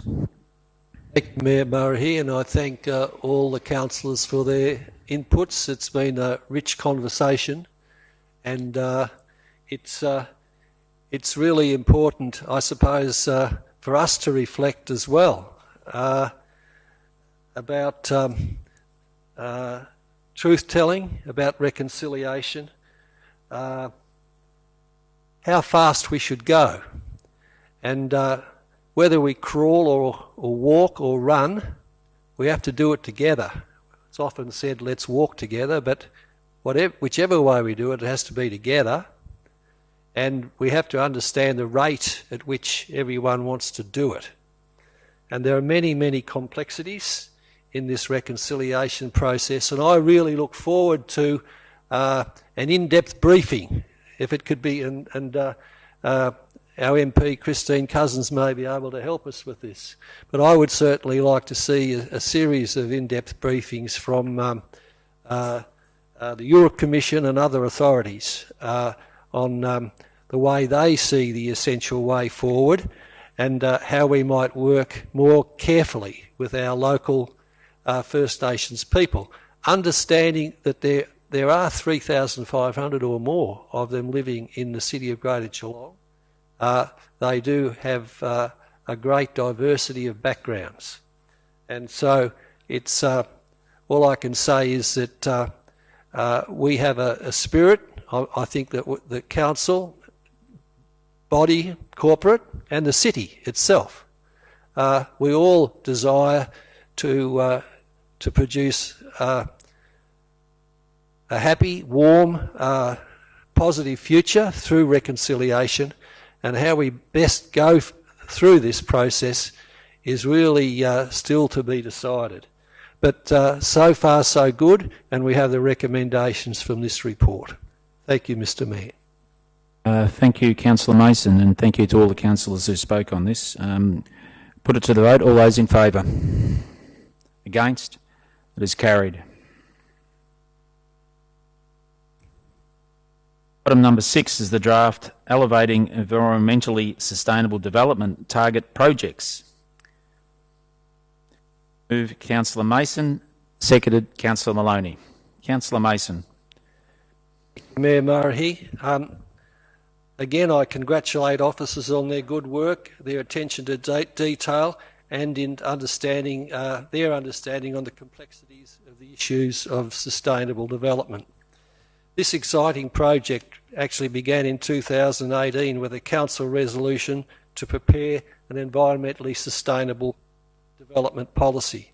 So changes in the planning scheme require a long-term view, stamina, and an eye for future trends such as climate change. So 4 years later we arrive at this point where we've joined an alliance of like-minded councils, CASB, the Council Alliance for a Sustainable Built Environment. 13 of these councils are pursuing similar ends, and there is an efficiency dividend in this alliance aiming to bring about a change in Victoria's planning system to empower a clean energy future and to create net zero developments. And so the environmental themes which will be addressed via the amendment apply to energy, sustainable transport, integrated water management, housing development and design, quality of the indoor environment, the circular economy, including in that circular economy, building materials recycling and climate resilience. It also supports our climate change response plan and looks into detail into new and more rigorous standards for each theme. For example, standards for housing permits are also proposed to apply for two dwellings developments and upwards rather than the current 3. It'll require more planning resources to administer and will include maximising the benefits of solar panels, supporting the trend to all electric homes with no gas, and facilitating economic health and climate benefits for ambitious energy efficient standards. These new guidelines will also identify how the city will support community business efforts to reduce greenhouse gas emissions and for business to adapt to the likely impacts of a changing climate in our region. Thank you, Mr Mayor. Thank you, Councillor Mason. Councillor Maloney. Thank you, Mayor Murray. I second Councillor Mason's comments, and with respect to this recommendation, this is essentially a signing of a document, a bit of authorisation and some papers shuffling around, but it means a lot more than that when the rubber hits the road. It means that we're making things a bit more difficult for a few more jobs for people, but also we're making things easier for constituents in the long term, easier with an electrified home that has more sustainable building materials, that's easier to heat and cool. This is a really interesting part of, or maybe only to me, I'm not sure, but part of democracy and local council and the work that we do, because the planning overlays dictate how people are going to build community in the future. And it's a really great thing to see that 13 councils have also committed to a more sustainable future. From this elevation and the focus on these sustainable development targets, I'd like to see our leadership in the protection of our natural environment, and I think that we're getting a fair flavour of that. We're getting a lot of individuals coming in to talk about tree canopy cover. We're hearing a lot of groundswell about active transport and what that looks like. We're also in the process of adaptation and developing structures and plans and policies for what it looks like to keep our neighbourhood character amongst the things that have to naturally progress, like infill, building up as our population burgeons ever bigger. So I think that this draft elevation of this project will really shine a light on what we're trying to do and what we will do strategically. Adaptation is critical in these times, and I think that as our legacy as a bunch of councillors and officers and people that are manoeuvring and signing documents and doing things that seem peripheral right now, that's going to create a ripple effect that makes waves to ensure that our future population has food sovereignty, correct water management and energy management so that people can live hopefully in harmony in my utopic future idea in my brain. But that's all from me. Thanks. Thank you, Councillor Maloney. Any other councillor wish to speak on that? Councillor Mansfield. Thank you, Mayor Murray. Look, I fully endorse the recommendation here. I think the work that this collective of councils is doing is so important. We've been part of stage one of some of the work that this group is doing, and this motion is really asking us to join the second stage, which is looking at how we can change the planning scheme to incorporate much higher environmentally sustainable design standards. There's a whole range of things that we'd be looking at as part of that. But ultimately, residences are a huge contributor to our emissions profile. But the other aspect of it, it's also a social justice issue. Energy inefficient housing leads to social inequity. It's not just the greenhouse gas emissions, it's higher costs for households in heating and cooling. There's health impacts of living in energy inefficient houses, whether that be around the indoor air quality, it may be around being exposed to extreme temperatures, and we know that has worse health outcomes for people. Australia is extremely, we're really behind when it comes to standards for our buildings. Europe is miles ahead of us, and given our climate, it's astounding that we continue to build houses to the standard that we do. We really need to lift our game, and the impact of climate change is only going to exacerbate these inequities. So we need our new developments to be built not with the bare minimum, in mind. We need to be lifting those standards so that we need to lift what the bare minimum is really to a level that means that housing is as energy efficient as possible. That means that when we have things like a crunch on energy prices like we're experiencing at the moment, the households won't necessarily feel that to the same extent that they are. Hope, in an ideal utopian world that Councillor Maloney sees, we have houses that need very little external energy because they're built so well, and it is possible. This isn't just a pie in the sky thing. So, this is really important. Now, there's been a bit of focus and discussion around the gas aspect of this. That is one aspect of what this particular initiative advocates for. It's allowing, at the moment, new developments must be connected to gas. We are supporting in this all electric developments that don't necessarily require a gas connection in new developments. So there's a whole lot of reasons for that, but that's a debate for a discussion for another time. But I fully endorse what we're doing here. This is a great initiative. Thank you, Councillor Mansfield. Any other? Councillor Contell. Thanks, Mr Mayor. My only comment is that whilst there's some great initiatives that will be obtained from progressing this, is that we just need to make sure that we are strategic in the way that we make our decisions, and that we also work with the other governing bodies in a engaged manner. And what I'm particularly referring to is sustainable transport.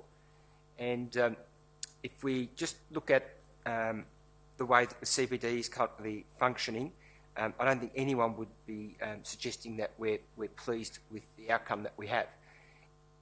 We have been waiting for, I'd have to say, probably close to 5 or 6 years to have I'll refer to it as the Transport Network Operating Plan.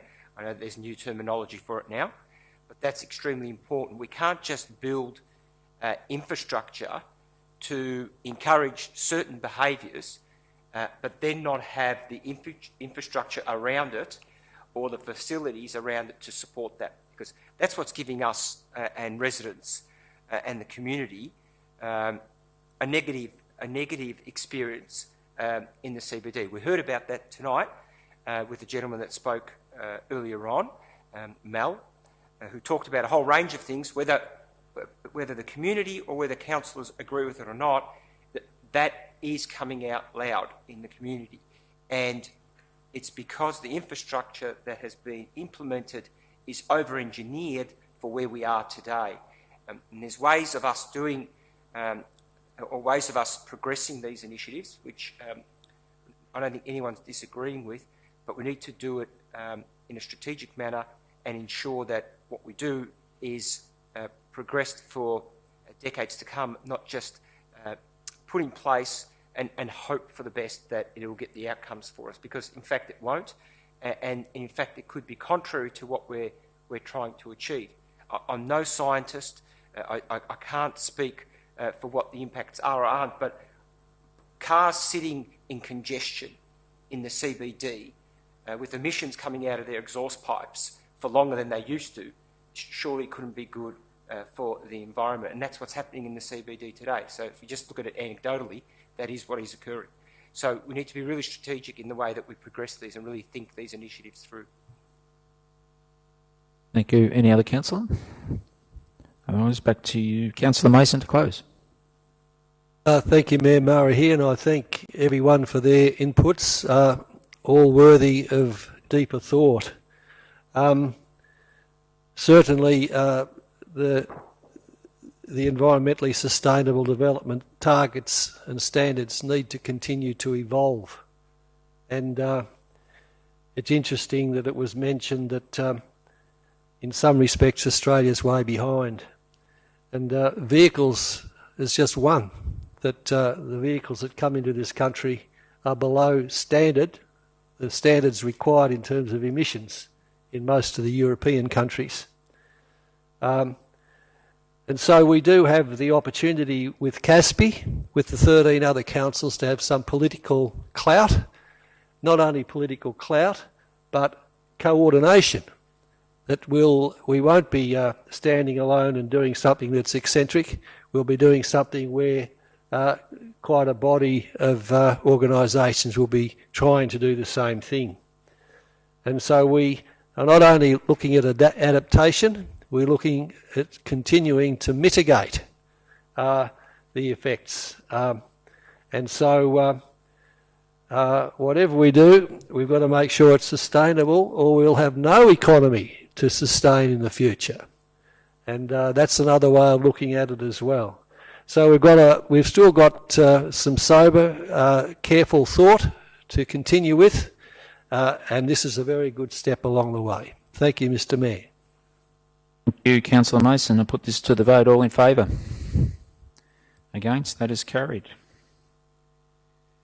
Item number 7 is the Vision Zero Geelong Safe Local Travel 2022 to 2027. Councillor Grisbeck to move, and seconded Councillor Mansfield. Thank you. Councillor Grisbeck. Thank you, Mr. Mayor. In November 2021, we put out a draft road safety strategy, and this document has been renamed Vision Zero Safe Geelong, that you'll see now, in response to stakeholder feedback. This was presented to Council for endorsement for a 30-day public exhibition period. This strategy sets out ambitious targets towards vision of 0 deaths and serious injuries on Greater Geelong's roads by 2050.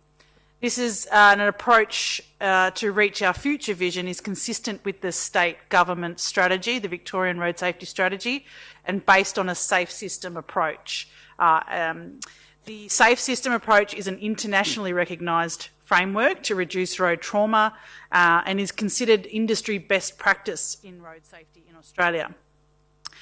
This strategy sets out 4 strategic themes to guide our action plan and key moves outlined on page 5 if you're following along at home. Not only do we have an organisational great support from the not only does the organisation have great support from the Department of Transport, the Transport Action Commission and the Victorian Police in developing this strategy, but we will continue to work with them to achieve these targets because they can't be achieved alone. It targets main factors that contribute to a crash: people, vehicles, speeds, roads and paths. This strategy aims to improve safety for vulnerable road users, such as pedestrians and cyclists.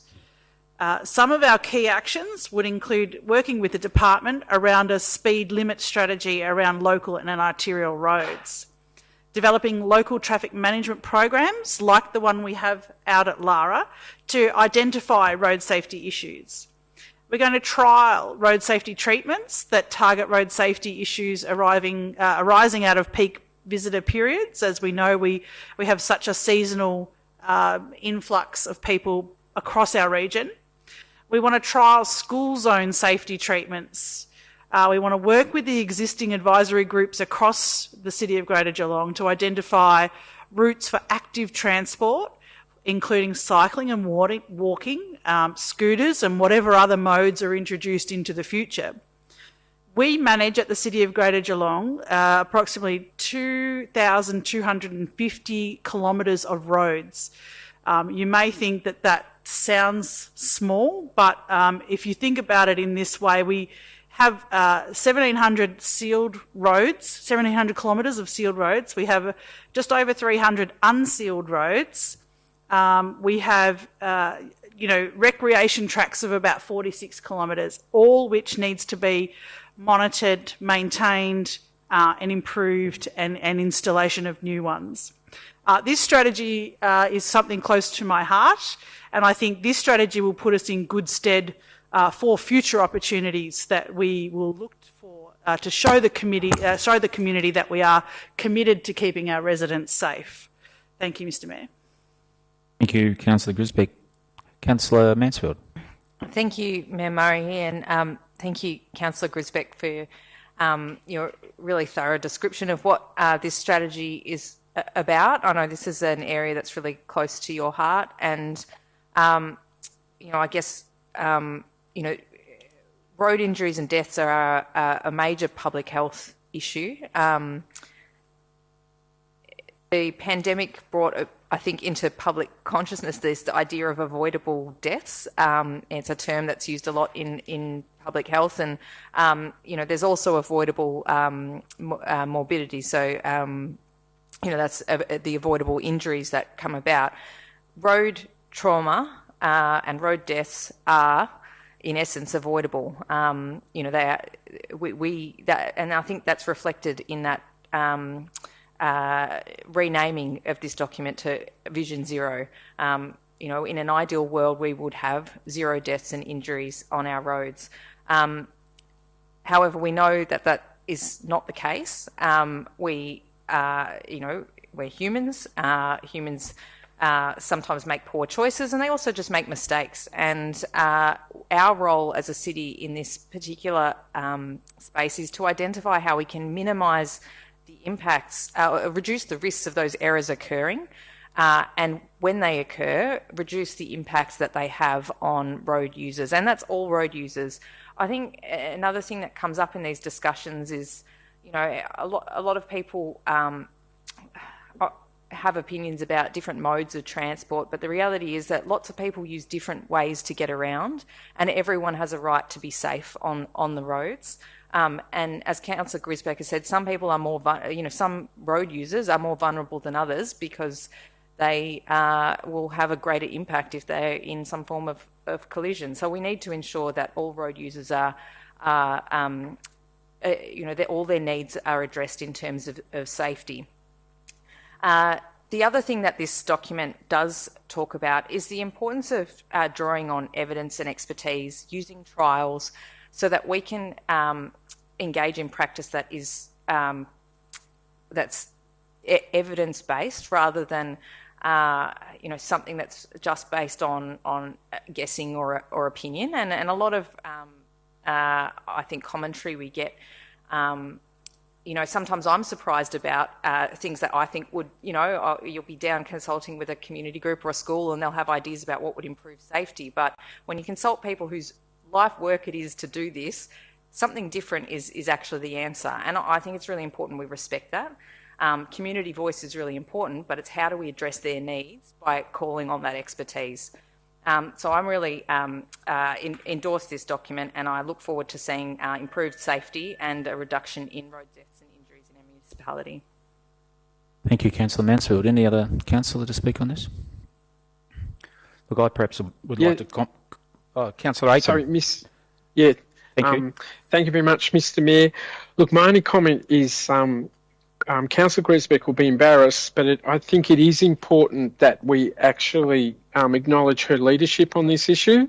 It isn't just that she's given a good summary of the strategy and document. The reality is that Councillor Grisbeck's intervention guidance and support that she's given the administration and the team in our transport area to develop this document means that instead of just being a ticker box document, it actually is now of higher standards and quality that meets the council's strategic objection of being a high achieving council.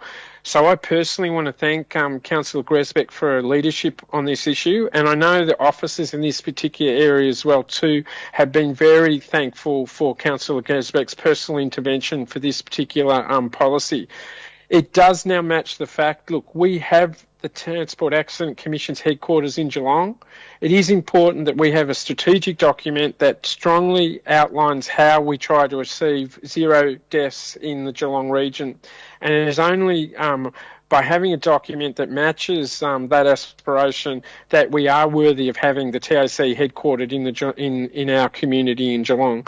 So, Councillor Grisbeck, on behalf of myself and the other councillors, I really do want to thank you for your leadership on this particular issue and for your intervention, which ensured that we have a quality document of the highest standards that we would not have been able to achieve without your intervention. Thank you. Well said, Councillor Aiken. As I said, I would like to comment on, I think in a previous life I've seen my fair share and witnessed road trauma, and I feel strongly about this strategy and what it can achieve. And I'm heartened by the fact that, we're looking at words, safe roads and paths, safe speeds, safe people and safe vehicles. And I think it's really a whole of community approach with this. And what it does show and evidence suggests is that one shoe doesn't fit all, and that's, I think, a lot of the road safety and the regulations we have at the moment is a little bit like that. So this strategy gives the opportunity for perhaps a new approach to change views, change habits in a lot of ways, and even an opportunity to look at a new bicycle strategy plan for the city. It should be part of it. So I wholeheartedly endorse this strategy and again echo Councillor Aiken's words in relation to Councillor Grisbeck's contribution to it. So, Councillor Contel. Thank you, Mr Mayor. I'm certainly not going to debate all the positivity that's been spoken about the report, because I agree it's a positive document, but I do want to just circle back to what I was talking about earlier on a little more, is that this is zero vision, but it won't be zero risk.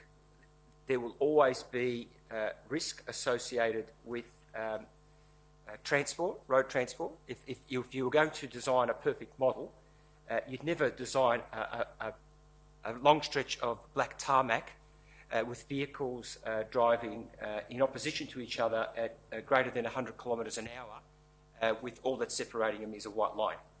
But that's what we have throughout the whole country. Businesses are operating every day with risk, and they're implementing safety measures to manage that risk, and that's what we have to do here. What's really important, and I hope that we as councillors can influence this, is that we ensure that whatever initiatives we introduce, whatever trials are introduced, that we do it with really good consultation with not only the community, but business owners. We introduce trials at the moment that have a significant impact on people's livelihoods. So, closing traffic to a road where you've got a petrol station stops their business completely. Their business is cars, and cars are the only thing that buys petrol. So we need to be really mindful of those kinds of things, that whilst we might be reducing and trying to change behaviours, reducing car usage, we need to be really mindful of the businesses that operate in these areas where we're going to be running these trials. If we think of it only from a safety aspect, we'll rule out everything. But we've still got life that goes on, and so we really need to balance that carefully, and that we have people brought along on the journey, because experts, I concur with Councillor Mansfield that we need to listen to experts, but experts come in a whole range of wrapping paper, because if you're a business owner, you're an expert for that area of your business. So we need to listen to all stakeholders when we develop these initiatives, particularly when we just run trials, because we think a trial of 2, 3, 6 months, 12 months has very little impact. That has significant impact sometimes on people's lives and their means to generate revenue for their livelihoods and their families. Thank you, Councillor Contel. Nothing further. Back to you, Councillor Grisbeck. Thank you, Mr Mayor, and thank you everyone for your words. We currently sit at the moment about 15% above the road deaths at the same time last year. And, everybody can contribute to a system where no one has to be injured or die on our roads. And statistics show that if you get hit as a pedestrian at speeds above 30 kilometres an hour, you are most likely to die. And so we need to build a system that hopefully protects people from those mistakes and protects the community from lapses of judgment, because as we've heard earlier, sometimes it is a lapse of judgment. So we need to build a system that allows for those particular mistakes. And if anybody wonders why we say we're heading to zero, because we don't want anyone to have to die or be injured on our roads. And if you want to go to YouTube and put in the words "man on the street," and you will find a video that shows exactly why we need to be zero. He often, when you put in that "man in the street," and you'll see a video that shows a person that's asked, how many people do you think would be an okay number to die on the road? And he says, it was about 90. And around the corner walks 90 of his family. And so you can see why the zero is most important. Thank you also, to the team, Guy Wilson-Brown and his team, for their work on the strategy. It is hard to put these future ambitions before council and really have that future thinking going on. And I agree that we need to work in conjunction with every stakeholder in relation to this. So thank you to my fellow councillors. I look forward to your support going forward to keep Geelong as a zero deaths and serious injuries municipality, and we'll make sure that we have a vision zero for Geelong in relation to deaths and serious injuries. Thank you. Thank you, Councillor Grisbeck. I'll put this to the vote. All in favour? Against? That is carried. Item number 8 is the draft scoping business case, Regional Livestock and Rural Information Exchange Hub and Truck Wash. Move Councillor Mason, and seconded Councillor Aiken. I have a motion, alternative motion. I think that's up there, Councillor Mason. That's the one? One, yeah, so that's the substantive motion now. Thank you. Mr Mayor, it's well known that since 1834, agriculture has played a significant part in Geelong's development. We now have the legacy of the green wedges between the city and townships and the distinctive areas and landscapes. These beautiful environments remain major attractors for ongoing livability, agriculture, business and tourism. They must remain so, and threats to environmental and economic sustainability must be continued to be managed. Over recent decades, there has been an ongoing trend for larger farm holdings to be sold off and reformed into smaller and smaller lots. These smaller farms, usually family operated, still have agricultural output, and these farms and families are often subsidised by off-farm income.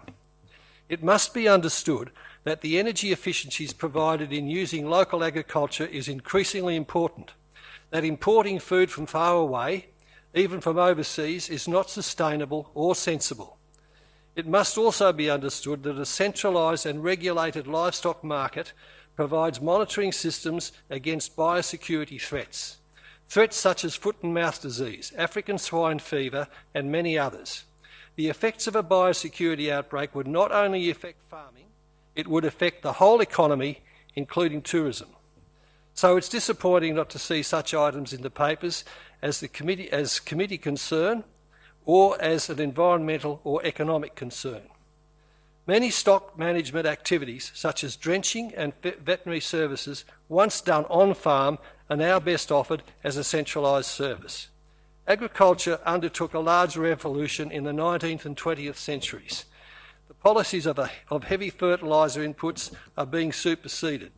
Scientific knowledge and applications continue to evolve. We need to continue to share this knowledge as agricultural techniques continue to develop.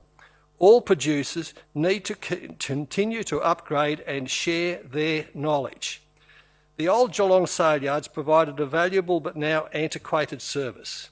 One important and popular element was Monday sales, very convenient for smaller producers, a service provided by none other.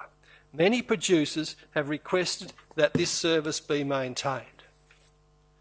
And so after 4 years of deliberation, in November last year, Council endorsed in principle the development of a regional livestock and information exchange hub within the city of Greater Geelong. A scoping study was required by the 31st of March. It's now the 28th of June. This leaves less time for advocacy. It's always been understood that we would require a co-contribution by other tiers of government. We need a detailed business case to do this. If we cannot secure external support for this project, then it's also well understood that the project could not continue. We need to get on with the advocacy for this external funding. Meanwhile, I want to assure Council of the high quality and dedicated advisory committee we have, which was renewed last year through an officer panel. I refer especially to the community component, which over the last 4 years has had a broad overview from environmental groups, such as Geelong Environment Council and the Bellarine Land Care Group, the Department of Agriculture officers, retired and current, 2 operating farmers, livestock welfare and marketing sector, and biosecurity expertise with national and international experience. There has been consistent support for this project from all community representatives since we began. They have extraordinary expertise and experience. They recommend progressing with a detailed business case. All matters would require further analysis from experts in relevant fields. According to our committee, a modern facility would require about 3 hectares. It would have a soft floor, a roof, automated gates and scales, and a capacity for going live for online sales. It would cater for 120 cattle and about 100 sheep per sale. It would be a centre for providing veterinary and other services and would have a community shed where ongoing education and social wellbeing activities could take place. There should be capacity for future growth. Further consideration would need to be given to size, location, availability, buffer zones and land use planning requirements. We need to explore a suite of business models, not just one, public-private partnerships as in other council facilities ranging from sporting clubs, libraries and the arts. Thank you, Mr Mayor. Thank you, Councillor Mason. Councillor Aiken. Mr Mayor, I'll reserve my right at the moment, thank you. Thank you. Any other councillor wish to speak on this? Councillor Maloney. Thank you, Mayor Murray. Mayor Murray, I think that Councillor Mason has set this up quite well. This has been a long time cooking, and I think that this signals, or the recommendation to proceed with the business case is a combination of a whole bunch of people coming together as a group to talk about how we're going to be farming in the future. And I think that we often review services based on financial viability. Perhaps the triple bottom line is the deciding factor, but I think that in these strange times we should be looking beyond that and look at the community value, especially with mental health ailments and things being as they are. This is a great opportunity to promulgate and build something that will bring people together, like minds, doing better things with farming, especially with agriculture, when it comes to livestock, managing disease and other things more keenly, especially with respect to biosecurity concerns. I think this is a really great step in the right direction, and I'm fully supportive of this moving forward. Thank you. Councillor Nelson? Yeah, thanks, Mr Mayor. As we all know, the Geelong sale yards closed for sheep and cattle in 2017 by the previous administrators, and so I've been on council prior to then and since then, and was conducting some research and got some information from officers. But before I start on that, I just wanted to read some of the notes we get from council. And there was a report by RMCG and Dench McLean Carlton from June 21, and the study found that a multi-use, multi-purpose livestock and information exchange was not recommended. And it also said that the truck wash was not recommended, as there were 5 alternate facilities located in Colac, Ballarat, Kyneton, Mortlake and Corangamite. So that made me quite inquisitive as to what was actually happening at the Geelong sale yards before it closed. And they council sent out a survey through HF Richardson and Charles Stewart, who, as most of us know, are stock agents in Geelong, to around 1,500 local farmers. And they've got a 30% return rate, so that's around 500 people, or 500 farmers. And of those 500, 43% said they used other stockyards, such as Colac and Ballarat. And 42% said they only used Geelong 1 to 3 times a year. And what is that in terms of numbers, as Councillor Maloney alluded to? That's around 8,000 cattle for Geelong per year. Yet Ballarat is 67,000 and Colac is 41,000. Whereas sheep, Geelong was 45,000 and Ballarat was 1.4 million. Big numbers, big numbers. We're only going 45,000 in Geelong, where Ballarat is 1.4 million. Another reason why it closed is because it was costing council $250,000 a year in climbing. That's so much money for so few people.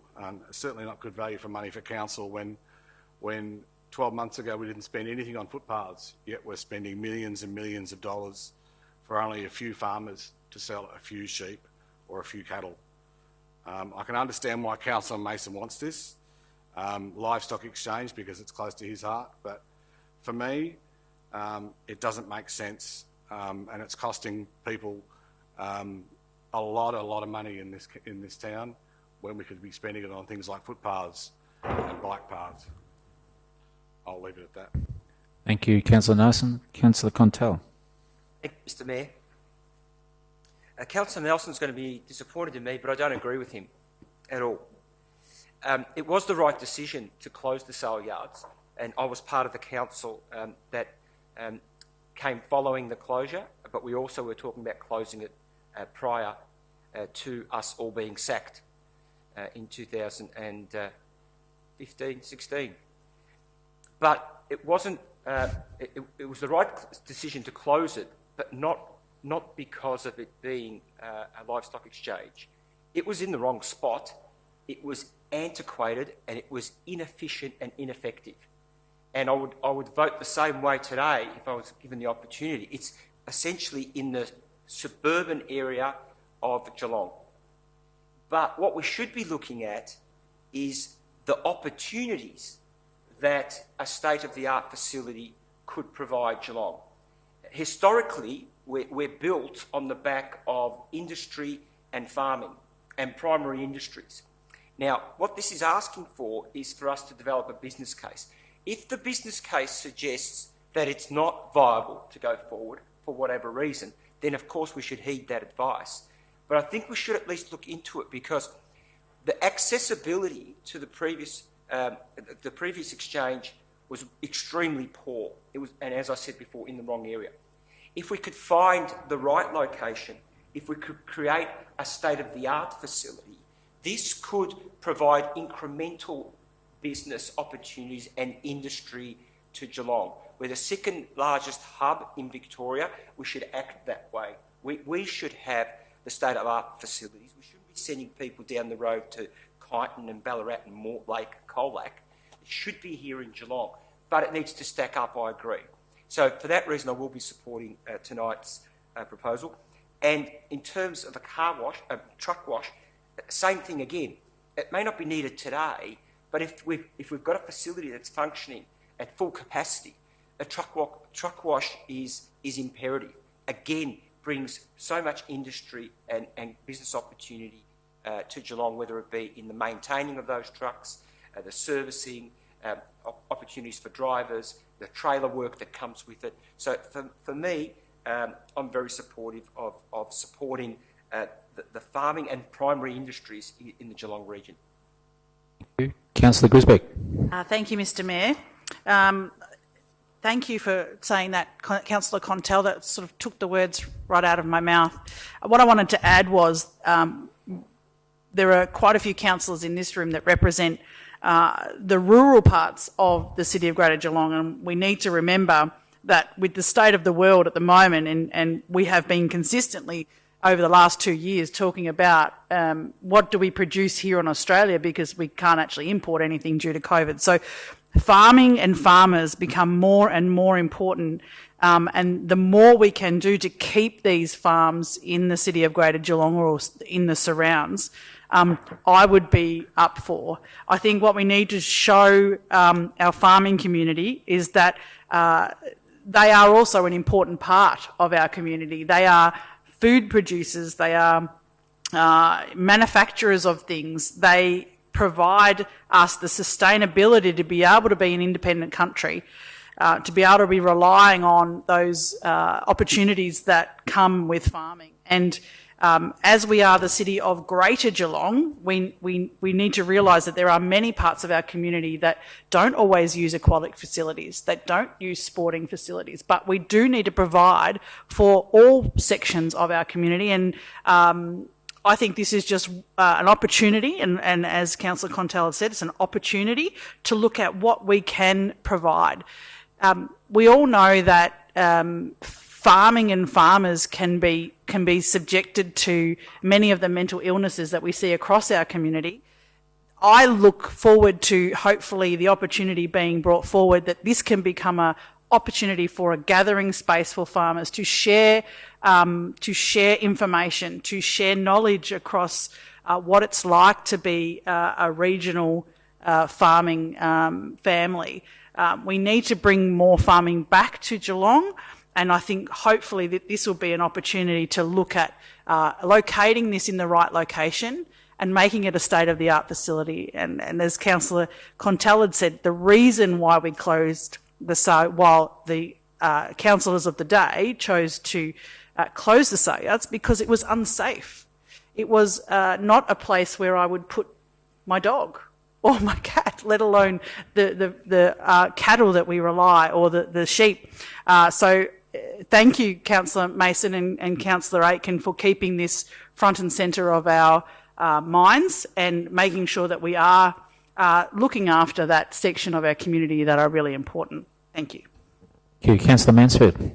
Thank you, Mayor Murray, and thank you also in particular to Councillor Mason for all the work you put into this, and Councillor Aitken for your support as well. That was quick. I don't think I said that much. Look, I support this motion as well. A number of issues have been raised about this, but there are two parts to this. It's the livestock exchange, but also information exchange, and I think that's a really important aspect of this. There was, when I first became a councillor, I remember we had a number of meetings with stakeholders who were very concerned about the closure of the sale yards, and one of the key benefits of the previous sale yards was the ability to interact with each other, exchange information, learn. That has important implications for issues around biosecurity management, animal welfare. Additionally, the distances that animals are being, that we're talking about animals having to be transported is a significant animal welfare issue. So I think, those concerns need to be taken into account as well. A modern facility that focuses, that does emphasise these other aspects of,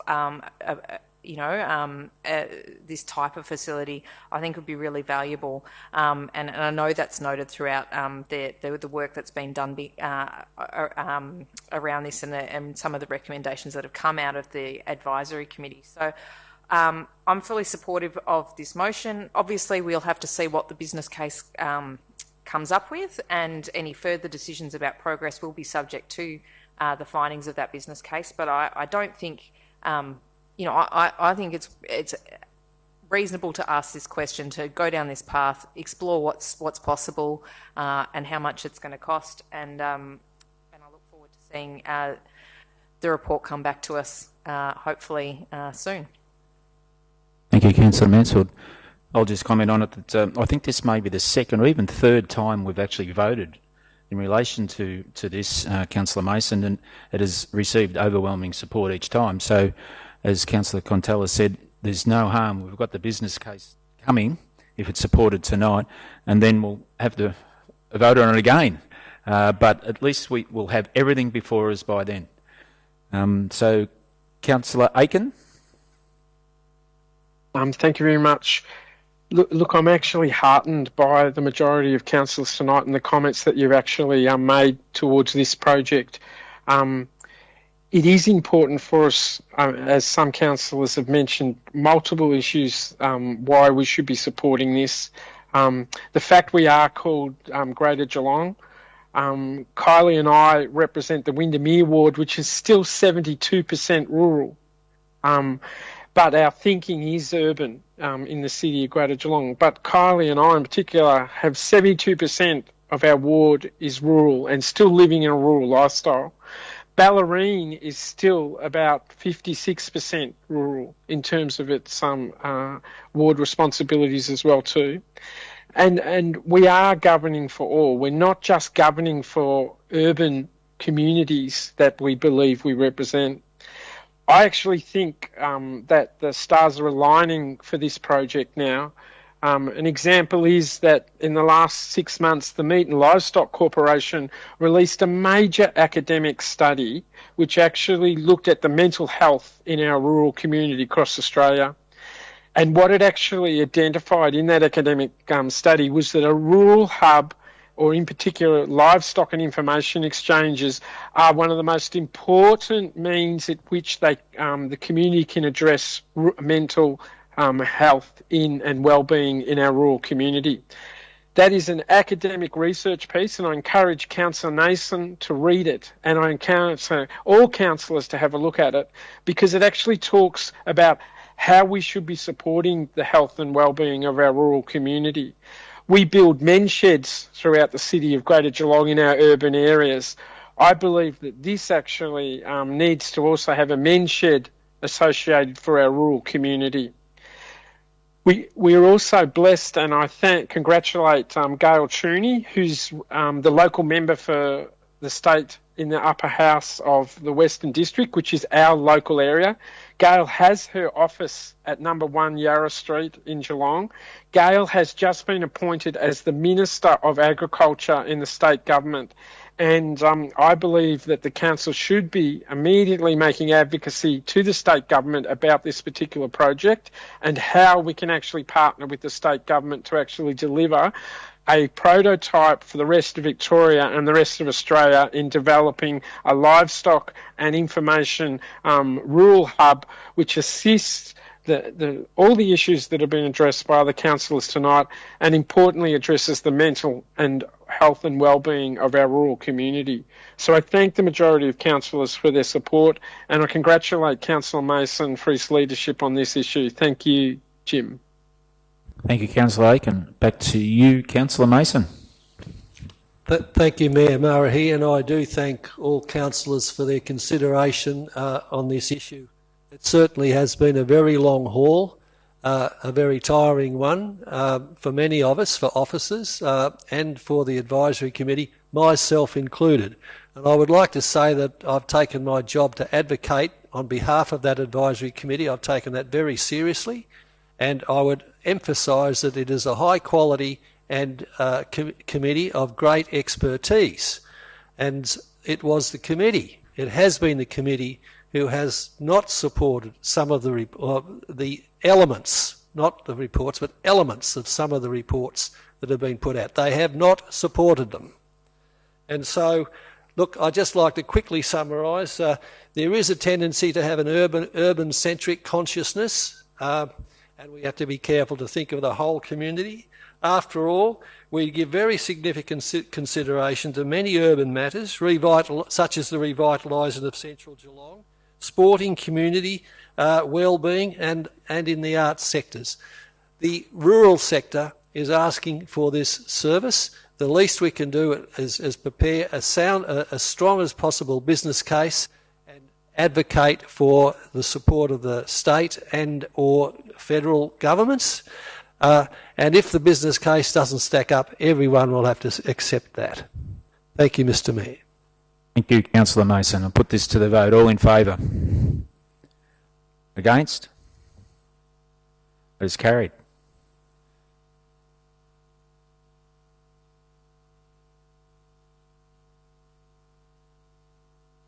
Item number 9, the Armstrong Creek West Community Hub proposed naming. Councillor Maloney to move and Councillor Nelson seconding. Councillor Maloney. Thank you, Mayor Murray. I'm getting used to saying that a lot of times. It's really great to see this report coming before Council today. It recommends the proposed naming of the Armstrong Creek West Community Hub, Poa Banyul Mount Dunedin Community Hub, for up to 4 weeks after the 4 weeks of community consultation. It's a pretty exciting place to be. The construction's underway and it's scheduled for completion in March 2023. And Poa Banyul translates to grassy hill, which is pretty awesome, I think. And it's lovely to see, with the naming of the new civic precinct as well, more Indigenous names becoming part of our lingo. And it's really amazing to see as well, and something that we've just mentioned earlier on, is that we've engaged with the Wadawurrung Traditional Owners Aboriginal Corporation in the process of this. So including the language in the proposal, and also it forms part of the story of the lands upon which that new community hub is built, so that mob can come and can have a yarn. But I'll leave it to my other councillors to talk about the new building and its cultural heritage nod. Thank you. Thank you. Councillor Nelson. Thank you, Mr. Mayor. Yeah, Councillor Maloney's right. Poa Banyul, Grassy Hill, which is Mount Dunedin, so it makes sense.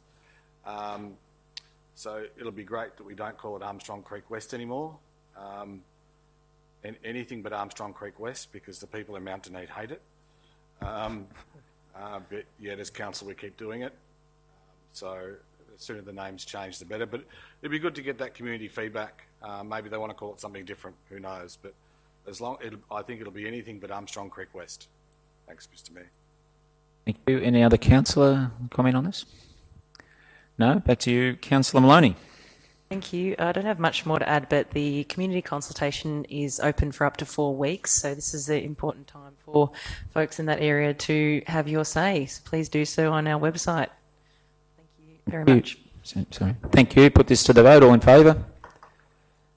Against? That is carried. Item number 10 is Armstrong Creek Library, proposed naming. Mover Councillor Nelson, and the seconder is Councillor Maloney. Thank you, Mr Mayor. Again, this is going out for community consultation, but the name translates, by-LR translates to a place of many red gums, and as those that have been down there know, down at Armstrong Creek, there's red gums all the way along there on both sides, and it's actually quite a nice place down there at Armstrong Creek. You come off the highway and walk along Armstrong Creek. There's a path there, and it's like you're in another world. It really is.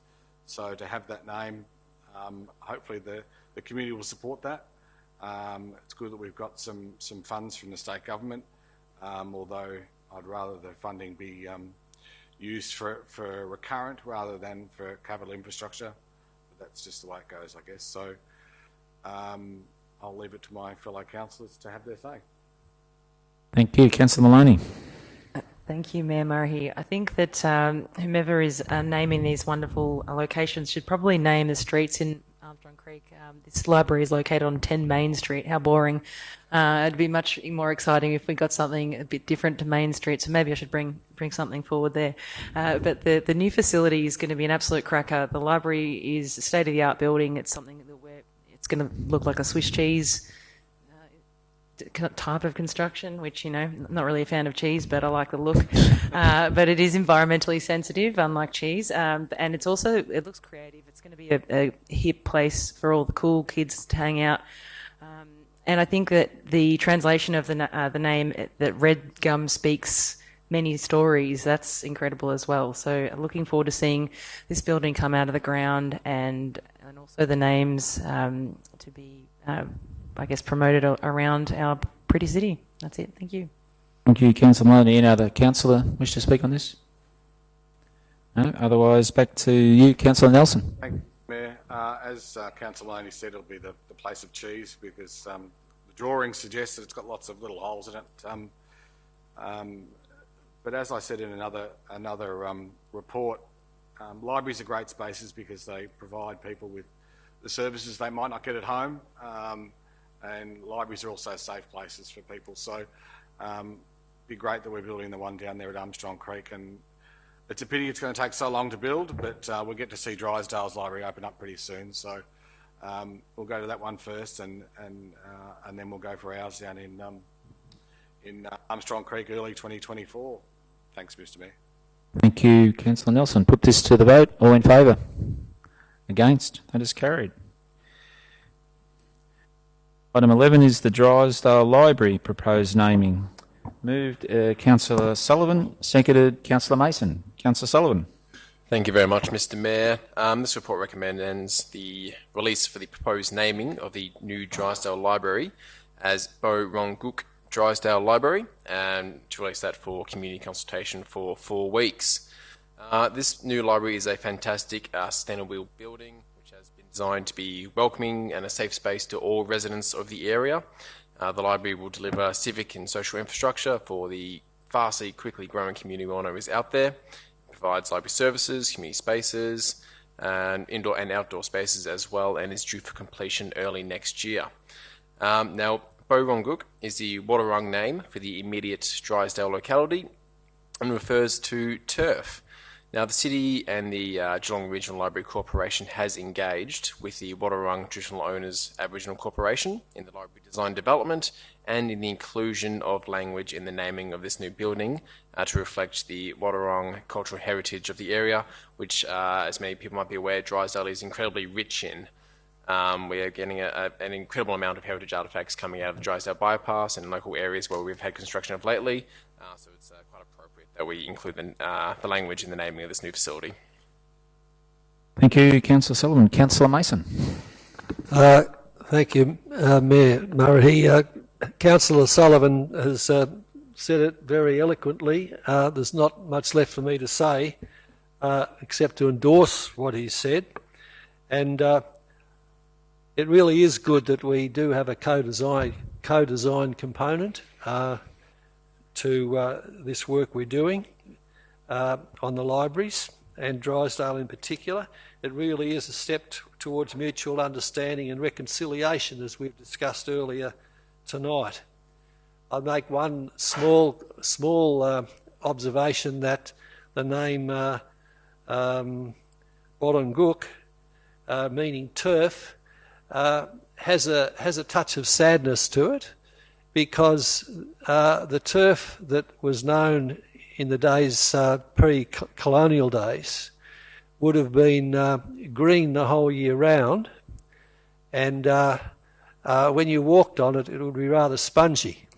Now, none of that turf exists, or almost 99% of it doesn't exist anymore. There's only tiny fragments left. And so that's a little thing to reflect about when you go into Wollonguk. You can go into the library and perhaps search more First Nations history as well.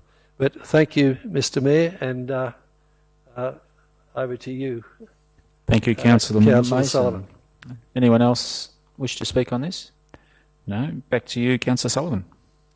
Thank you, Mr. Mayor, and thank you, Councillor Mason, for your words as well. Naturally, this is a facility that we provide with the Geelong Regional Labour Corporation, but it is one that the City of Great Geelong is putting the majority of funding into. Although I will note that, as Councillor Mason has alluded to, this building will have a fantastic gardened roof on it, so maybe we can get some of that turf up there as well, Councillor Mason. We'll see what we can do. But yeah, happy to move the recommendation. Thank you. Thank you, Councillor Sullivan. Put this to the vote. All in favour? Against? That is carried. Item number 12 is the South East Bellarine Coast 4W to Colindina Coastal and Marine Management Plan draft. The revised officer recommendation? Okay. So moving Councillor Sullivan and seconded Councillor Mason. Councillor Sullivan. Thank you, Mr. Mayor. What we have up before us here is a revised officer recommendation for the one that was previously advertised, just making a couple of corrections, so everything is by the book, as we always do here. This report recommends that Council endorses the South East Bellarine Coast from 4W to Colindina Coastal and Marine Management Plan for public exhibition and community engagement for 30 days.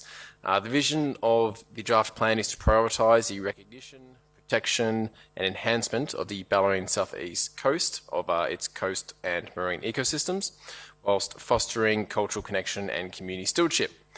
The report notes that actions have been developed around 6 key objectives, and they are to acknowledge traditional owners' rights, aspirations and knowledge, protect and enhance the marine and coastal environment, to respect natural processes, to strengthen resilience to climate change, to use and develop sustainability, and to promote stewardship and collaborative management.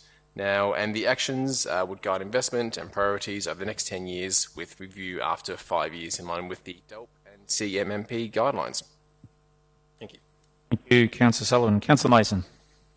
Thank you, Mayor Murray, and thank you, Councillor Sullivan. I'd also like to thank the officers who've led this initiative and the key community groups who've already made a significant contribution. These include the Friends of Buckley Park Reserve, Ocean Grove Community Association, Swan Bay Environment Association, Geelong Field Naturalist Club, BirdLife Bellarine, Ocean Grove Coast Care, Bellarine Catchment Network, Bellarine Landcare Group, Point Lonsdale Civic Association, Queenscliff Environment Forum and the Queenscliff Community Association. So there's certainly been a resonance and engagement on this matter. And it's really interesting as well that the Department of Environment, Land, Water and Planning, DELP, has a coastal and marine management plan guidelines which 2022, which require all coastal Crown land managers to generate a management plan for areas such as this. So I commend all the work, and I'm sure there'll be further community input and further improvements after that input. Thank you, Mr. Mayor. Thank you, Councillor Mason. Any other councillor to comment on this? Back to you, Councillor Sullivan. Thank you, Mr Mayor, and endorse the words of Councillor Mason. As I said, this is going for exhibition and engagement for over 30 days, or for 30 days exactly. Councillor Mason listed a wide array of community groups that have been a part of this process thus far, and we're looking forward to their input that they give us back. Thank you. Thank you. I put this to the vote. All in favour? Against? That is carried. Item number 11 is the Amendment C 408 GGEE Combined Rezoning and Subdivision 31 to 49 Melaleuca Road in Leopold. Mover Councillor Sullivan and seconded Councillor Mason. Councillor Sullivan. Thank you, Mr Mayor. So we have here a recommendation to adopt Amendment C 408 GGEE. The proposal would rezone 2.5 hectares of land in Leopold for new residential development of approximately 35 residential lots. Now, back in November last year, we requested that all 13 public submissions on the planning amendment and permit were to be considered by an independent panel of planning experts appointed by the Minister for Planning. The report notes that the amendment and permit are consistent with the Leopold Structure Plan, which guides naturally the further planning and development of the town. The report notes that the proposal would deliver new housing on residential land that's close to jobs, the transport corridors and community services. The report also states that the new homes would provide opportunities for families to live close to local services such as sporting clubs, shopping precincts and the Ballerine Rail Trail. It's also great to notice that that the developer has agreed to do a contribution of $40,000 per net developable hectare to be used by council for the purpose of providing further community facilities within Leopold. Not a massive rezoning, as we said, approximately 35 residential lots, but one which has fits in the long-term planning for Leopold and will be a great addition to the area. Thank you, Councillor Sullivan. Councillor Mason. Councillor Sullivan's made an excellent summary of the issue, and I also endorse what he's said, understanding that all of the appropriate processes have been through, and we're ready now to endorse this plan. Thank you, Councillor Mason. Any other councillor to comment on this? Back to you, Councillor Sullivan. Nothing further to add, Mr Mayor. Put this to the vote. All in favour? Against? That is carried.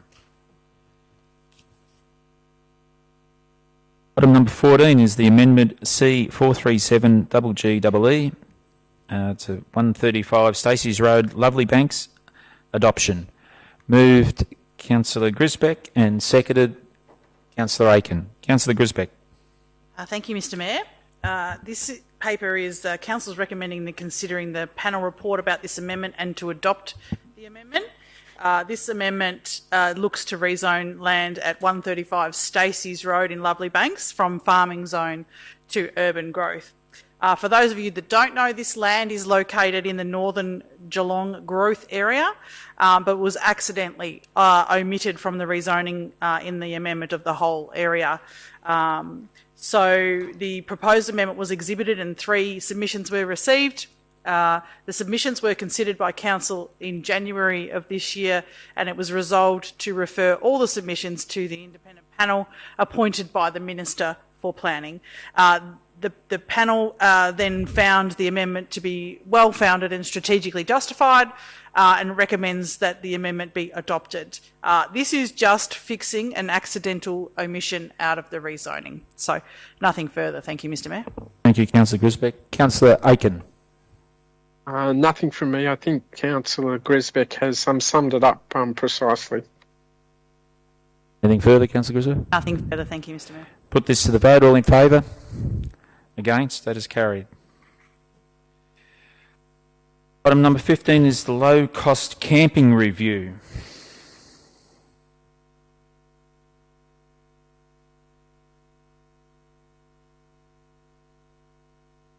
And moving Councillor Aiken. Councillor Maloney. Councillor Maloney to move this. And seconded.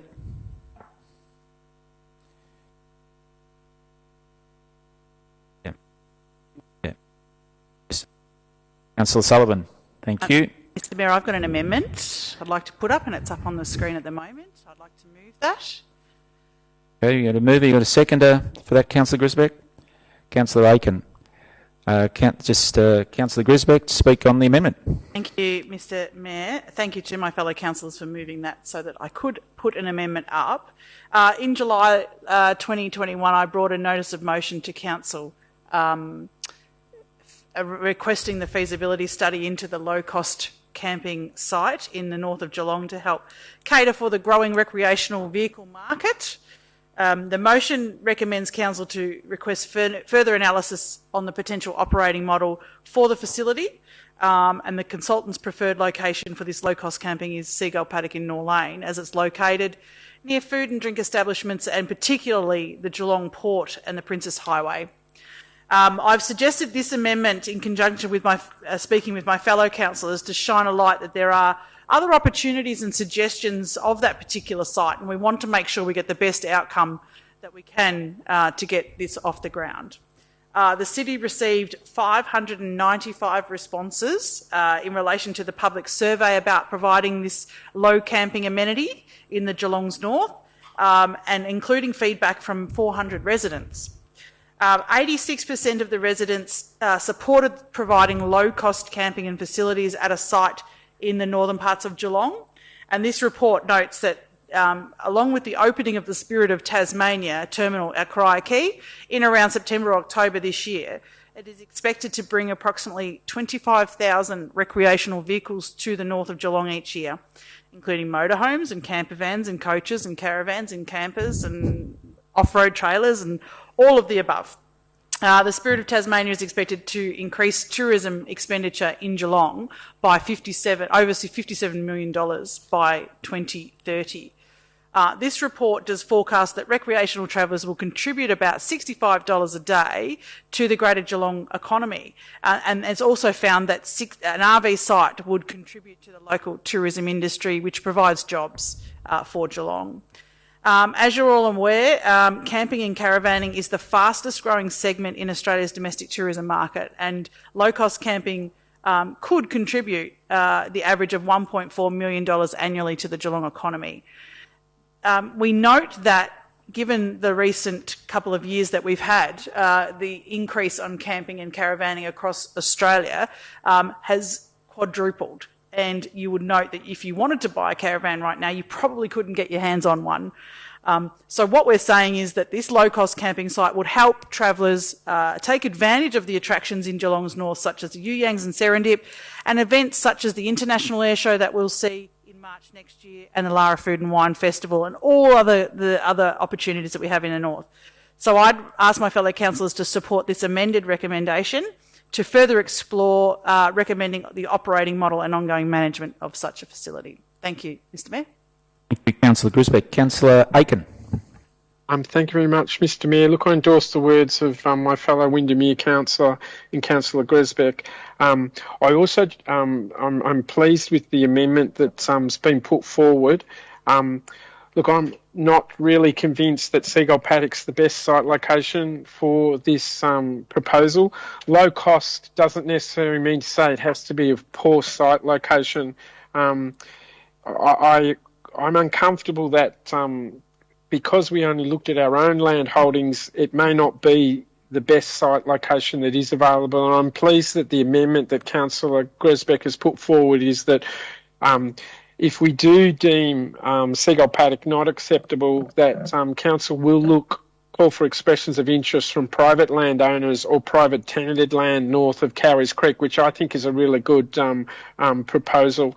The existing site that's been recommended by the consultants is opposite an industrial area, and in fact it's right opposite the major bus depot that exists in Geelong as well too, and I don't want to associate low cost with poor location, and I wouldn't want to be someone that's parking my RV overnight and then you're woken up by the constant buses that start leaving the depot at 5 a.m. in the morning, and it wouldn't be a palatable site location for such a facility. So I hope that this further investigation actually looks at the amenity of the area as well too, and recognises that the proposed amendment is giving some direction about possibly looking for better site locations than Seagull Paddock.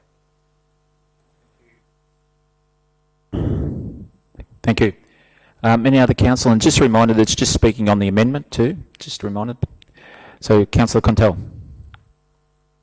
I'll just speak once, whichever way it'll be, but I support the amendment and I support Councillor Grisbeck's push on this. I think it's a great initiative. It's one that hasn't always gained the support of council or some of the bodies that were connected to council or are connected to council, such as some of the tourism bodies. But I agree with Councillor Grisbeck that, you know, again, you've got to create opportunities. There's different ways of attracting tourism to Geelong, and this is another one of those where you drive through other towns. Launceston comes to mind, where they're camper van friendly towns, and it does create tourism opportunities for those towns. And this is just another one of those initiatives. I also agree with Councillor Aitken that it doesn't need to be rushed, because I think we will have the support for this. It's an excellent initiative. We've got to find the right spot for it. And I'm not convinced either that maybe Seagull Paddock is the right spot.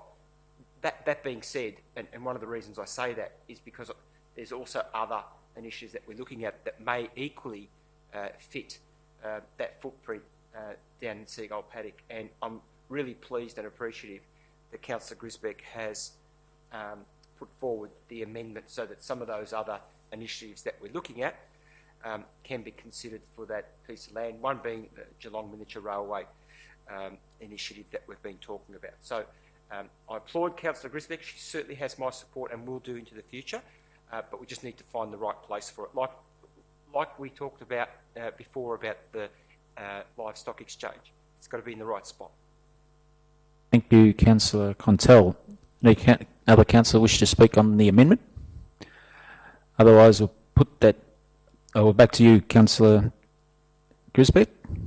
I get a right of reply on an amendment. Okay, we'll put that amendment to the vote. All in favour? Against? That is carried. And now the substantive motion. Councillor Maloney.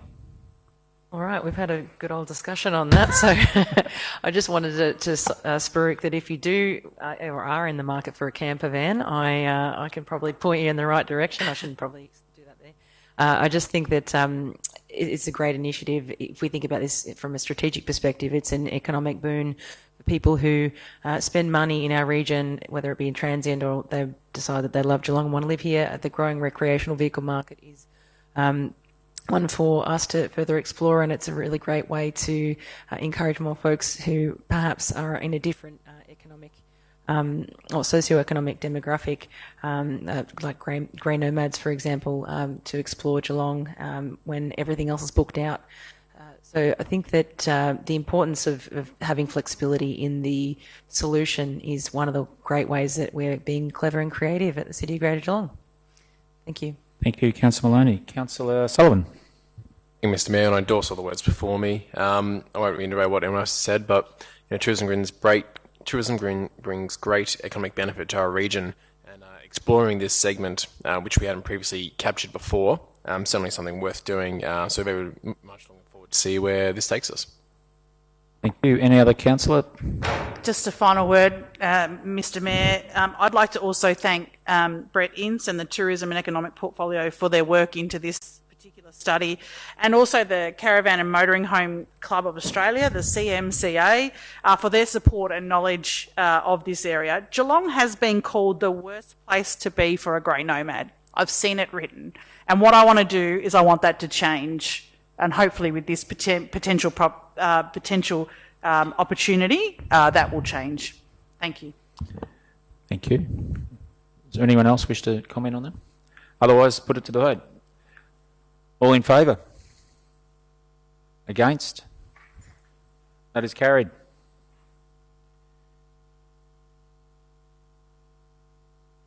Item number 16 is tender T220058, Municipal Waste and Green Organics Bulk Haulage Services. Councillor Contell has left the chamber. Mover Councillor Maloney and seconded Councillor Mansfield. Councillor Maloney. Thank you, Mayor Murray. I've been waiting a long time to say the words municipal waste in a council meeting. They're one of my favourite bands, but also the municipal waste has become a real passion of mine. I don't know how this has happened, but anyways, I love talking about the way that we discard our waste and also as part of the circular economy, reuse it. So council is recommending a panel of contractors to move all of our bulk household and green organics throughout the municipality until, I think maybe after we get re-elected, hopefully. The contract is about taking the garden organics that Councillor Nelson mentioned before as our initiative in the north and loading that green waste into bulk haulage vehicles. So the contract is estimated to be about $640,000 per year, excluding GST, over the next 5 years that we need a lot of our green stuff gone. So I think that's my summary of it, and I'll leave it to other councillors to comment on this intriguing topic. Thank you, Councillor Mansfield. Thank you. I think Councillor Maloney has summarised that one really well. I'd just like to point out that as part of this tenant, it's really great to see that they're all Geelong-based companies. So, Very good. Any other councillor wish to comment on this? Otherwise, back to you, Councillor Maloney. Thank you, Mayor Murray. I just wanted to shout out to the 3 businesses, Newcomb Sand and Soil, who I've spent a great deal of money at. Green Care Mulching and Wet and Holes are the recommended suppliers for this. So well done for tendering this. Thank you. Thank you. I put this to the vote. All in favour? Against? That is carried. Need to get Councillor Contel back.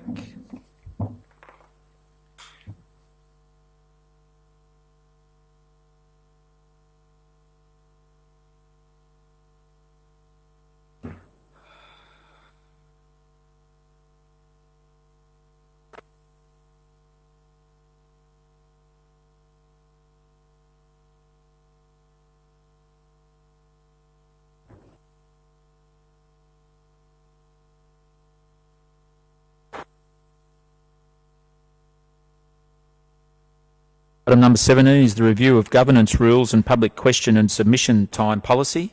Move Councillor Sullivan and seconded Councillor Grisbeck. Councillor Sullivan. Thank you, Mr Mayor. Council is recommended to endorse the draft governance rules and the draft public question and submission time policy for 3 weeks of community engagement.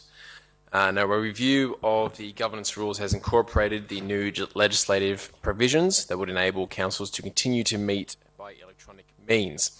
The proposed changes would allow council to continue live streaming meetings to the public and provide greater access to council meetings to the community. The review and adoption of the governance rules aligns with commencement of new provisions in the Act, and the public question and submission time policy, which has been reviewed, and proposed changes include removal of references to the repealed COVID-19 omnibus, because that's no longer relevant anymore, but we want to keep the ability to do some of the actions that were in that, and clarification regarding procedures for questions and submissions. So a bit of a tidy up because we've got the new Act and the new provisions coming into it, so really just keeping in line with all of our responsibilities and duties. Thank you, Councillor Sullivan. Councillor Grisbeck. Thank you, Mr Mayor, and thank you, Councillor Sullivan. That pretty much covers it. My comments will be, I think this is a great opportunity to bring us into the future.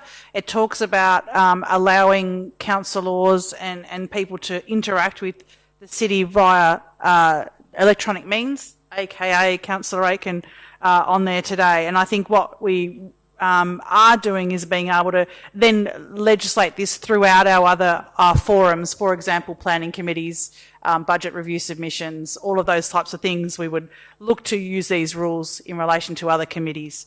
And I think what we've seen over the last 2 years is that it's a great facility for people to be able to use, not just because they can't attend here in the chamber, doesn't mean they shouldn't participate in governance across the City of Greater Geelong. And for those that have provided opportunities when question time, around the length of question time, around how long they have to speak at different forums, I think this is an opportunity to put your submission in relation to that. Thank you. Thank you, Councillor Grisbeck. Any other councillor? Councillor Aiken. Thank you very much, Mr. Mayor. Look, I too endorse the words that have said, but I also publicly say that the Manager of Governance is actually committed to work with the council group to review this document. What's been presented tonight is has been done in a short time frame for the council group because of changes of legislation and the requirements of timelines to present it. But the Manager of Governance and the council group have actually said they would like to take longer to actually review the terms and conditions and to ensure that we are operating in best practice. And I hope that because we've all been educated tonight that question time is actually 3 minutes per question, that one of the future changes isn't to introduce retrospectively a change of that process. I was heartened that a member of community actually knows our rules better than what we do. Thank you very much, Mr. Mayor. Thank you, Councillor Aiken. Councillor Mansfield. Thank you, Mayor Murray. I to support this motion. I think we have come a long way since I was first a councillor and no one had ever phoned in or dialed into a meeting, and we set up one of those little black spaceship looking things that was impossible to hear at the other end of because I just had a baby and I couldn't always attend some of our briefings. Still had to attend physically any of these meetings, so everyone, a lot of the councillors here would remember 2 children that I'd brought into the chamber at different times when they were very little. I no longer need to use that dial-in facility as often as I did then, but I think what we've seen since this option's been available is it's actually improved the accessibility of meetings for all councillors. We have a councillor online at the moment who's participating in this meeting. We've had different people who've been ill or they might be travelling, they might have other responsibilities. It's made a massive difference. We do know that IT systems are still not necessarily up to the task all the time, and that's not just here. We know that people don't have equal access to internet or good quality tech. So there are challenges that this sort of model presents, but I think the benefits of it, and in particular the ability of this of allowing electronic participation in meetings really opens up our participation for councillors and also, really importantly, the general public, because there are a lot of people who can't, for various reasons, attend meetings face to face. Time's up. Stop talking now. Thank you. I will. You finished, Councillor Mansfield? I'll finish there. Mate, we do miss your children in here. We haven't seen them for a while. I don't know if you do anymore. They're a very noisy lot. Any other councillor wish to comment on this? Back to you, Councillor Sullivan. Thank you very much, Mr. Mayor, and I'd like to endorse the words of councillors before me. Just would like to finish up by shouting to the governance team here. They do a fantastic job. Their duties are wide and varied, covering everything that we do here with the City of Greater Geelong. So to thank them for the good work and their good work going forward. Here. Put this to the vote. All in favour? Against? That is carried. Item number 18 is CEO Employment and Remuneration Council Policy Review. Moved Councillor Grisbeck and seconded Councillor Aiken. Councillor Grisbeck. Thank you, Mr. Mayor. Another opportunity to review policy. I love every time these policies come up before us. This report recommends that Council adopt the CEO Employment and Remuneration Policy and revoke the previous delegations that were adopted in March this year. This policy has been reviewed and updated with the best practice model by Maddox lawyers and also our own team, and it reflects the requirements in the Local Government Act.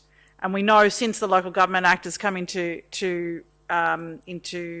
what's the word I'm looking for, Sarah? Into legislation, that we have many policies and opportunities to review the way we do things, and that has been a massive task internally. I also like to thank the governance team. It's an ongoing opportunity to review policies and make sure they're in line with current requirements. This particular policy will then establish the CEO Employment Remuneration Committee as an advisory committee to Council, not dissimilar to what we already have, and the list of changes you would be able to read in the paper there. This is a policy which outlines the Council fulfilling its obligations under regarding the CEO's employment under the Act. Thank you, Mr Mayor. Thank you, Councillor Grisbeck. Councillor Aitken. Thank you very much, Mr Mayor. I actually think Councillor Grisbeck has summed it up. It's really a policy change that has gone through all the steps associated with it. Maddox, our lawyers, have looked at it. The CEO's compared his contract against it as well, too, to ensure it doesn't conflict against that. And our governance has looked at existing practices to make sure it fits with strategic policy positions as well, too. Thank you. Any other councillor wish to comment on this? Otherwise, back to you, Councillor Grisbeck. Nothing further, Mr Mayor. Thank you. Very good. Push this to the vote. All in favour? Against? That is carried. Item number 19 is the councillor appointments to committees. Moved Councillor Sullivan and seconded Councillor Contell. Councillor Sullivan. Thank you very much, Mr Mayor.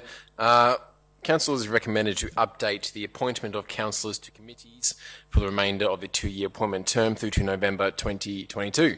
Now, as most would be aware, we've had a busy couple of weeks here. And as such, with a new mayor coming in, we have to assign Mayor Murray to the committees which are the responsibility of the sitting mayor. So Councillor Murray is automatically appointed to the following committees, which are the CEO Employment and Remuneration Committee as chair, the Audit and Risk Committee as chair, appoint to Regional Capitals Australia, Regional Cities Victoria, and to G21 Geelong Region Alliance as chair as well.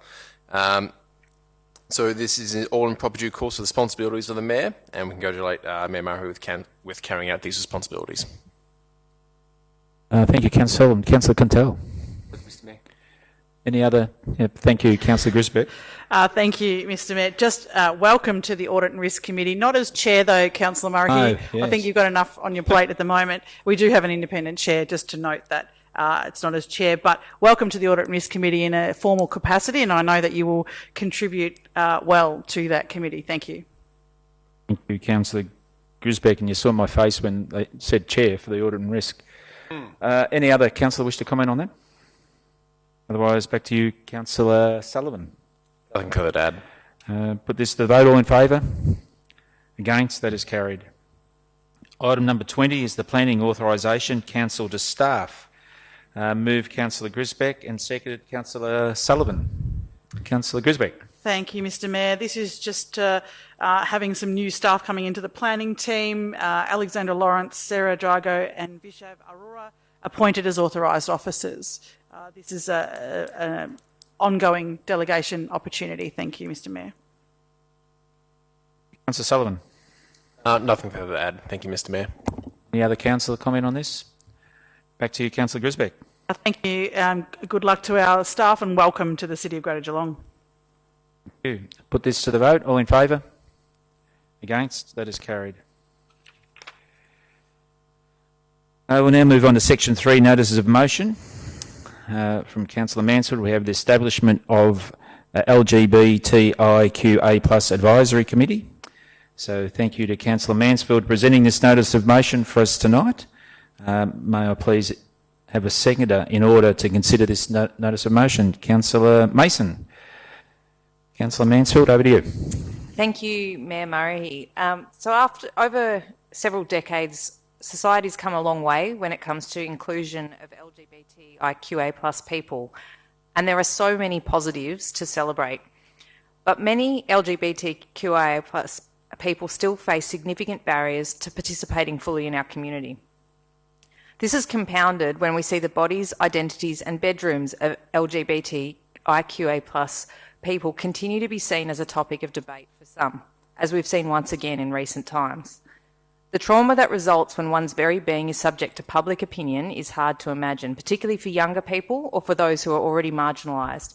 It's a reminder of the need for leaders, and that includes councils, to ensure that we're actively engaging with and supporting the LGBTIQA+ community. We cannot assume that progress will occur by itself or that any gains made are permanent. During the last council elections, the question I was most frequently contacted about was what was COG doing to support LGBTIQA+ people. Several young people expressed feeling unsafe and unwelcome in Geelong, which was really difficult to hear. Older people who've been here all their lives wanted to see the city more actively demonstrating support, not only through symbolic gestures, but through making greater efforts to include LGBTIQA+ voices in decision-making. LGBTIQA+ people make up around 11% of our community, but I heard from many community members who did not feel fully included a lot of the time. Their concerns are borne out in numerous statistics, whether it be related to participation in sports, employment opportunities, access to appropriate healthcare and services, experiences of violence, or their sense of safety and inclusion. Victorian research has also shown that the majority of LGBTIQA+ people would like their councils to do more to show public and practical support for them. I've been on the receiving end of some feedback based on my public support for LGBTIQA+ people as recently today that also shows we've got a long way to go in our community to build understanding and inclusion. COG do some great work in this space. We run the Gender and Sexuality Project, GASP, standout groups in schools, inclusive practice training, and I think our Youth Council has really been leading the way in raising awareness. They've got a strong emphasis on gender and sexual identity as one of their main focus areas for this year. Our internal people and culture reviews are also looking at building a more inclusive workplace. But there's a lot more we can do, and critically, we need to do more to bring LGBTIQA+ voices into our decisions, which is what this notice of motion is seeking to pave the way towards by asking the CEO to bring us a report on establishing such an advisory committee. So I'll leave it to my fellow councillors to make their comments. Thank you. Thank you, Councillor Mansfield. Councillor Mason. Thank you, Mayor Murray, and I thank Councillor Mansfield for her initiative in this domain and in mentioning understanding and inclusion. It's really a no-brainer that we talk about co-design so much that we should have LGBTIQA+ input in the design of programs that might influence them. And that's very many programs. And so I've been aware also for many years about injustices, private and public, conscious or otherwise, perpetrated on the LGBTIQA+ community, and I really think that most of us have. We've long known that LGBTIQA+ people are about 11% of the community. I remember learning that when I did teacher training in 1970. This is not new knowledge. It's always been so, this percentage, and I'm pleased fewer and fewer people of all cultures and religions deny it. Because of the emergence of safer environments, more and more people are finding their courage to be themselves, to declare who they are, to come out. I've attended a number of seminars over recent months, and they have really cleared my focus. And the need to have the LGBTIQA+ community to have their say in program and service design is really obvious. In this way, they'll feel confident and safe to continue to be accepted as full participating members of our community, not just living in the shadows or on the fringe. In 2020, I signed a local government candidate pledge in response to a Victorian Pride lobby survey. The pledge was this: I will always act to further equality for lesbian, gay, bisexual, transgender, intersex, queer and asexual, LGBTIQA, otherwise that, people, to work to end discrimination and to stand up for human rights. I take seriously the impact my actions and decisions, both as a candidate for local council and a councillor, can have on my local LGBTIQ+ community. I will actively consider and consult with LGBTIQA+ members and provide them with an opportunity to be heard. That was the pledge, and many of us have made that. I'll honour that pledge which also required successful candidates to support an advisory committee to council, and I support the motion. Thank you, Councillor Mason. Any other councillor? Councillor Grisbeck. Thank you, Mr Mayor. Thank you, Councillor Mansfield, for bringing this to us. And I was one of the people that signed that pledge, and so I am fully supportive of this notice of motion. And I think that I would love it if we had a full suite of unanimous for this notice of motion. Thank you, Councillor Mansfield. Thank you, Councillor Grisbeck. Any other councillor? Councillor Maloney. Thank you, Mayor Murray, and thank you so much to Councillor Mansfield and Councillor Mason for bringing this topic to the conversation, to bring awareness to this issue in the run-up to this election. It was a bit of a strange thing for me to do as a newbie to this local government, and I think that there's been a lot of groundswell as to what we should do in this space, especially with respect to inclusion. We hear the voices of different groups very regularly at council, and it's a wonderful thing to see. It's also great to see that Geelong is developing in its safety and protection of individuals who might not have felt safe to just be.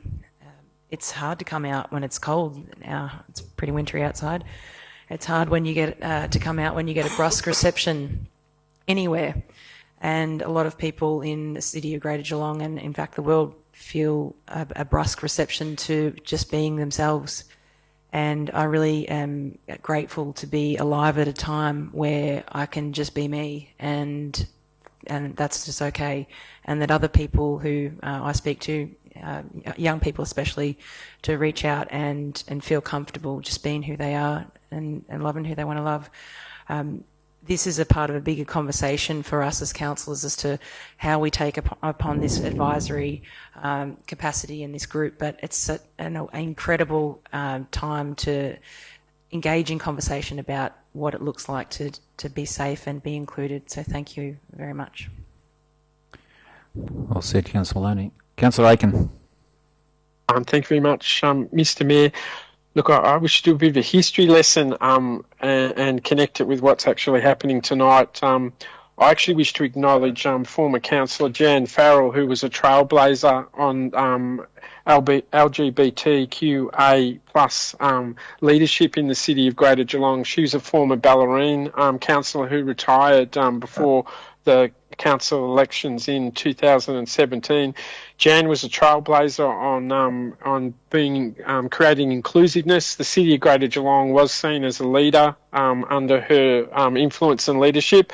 She actually was one of the instigators of the pledge that actually was went around the whole of Victoria's local government instrument organisations at the last council elections nearly 2 years ago now.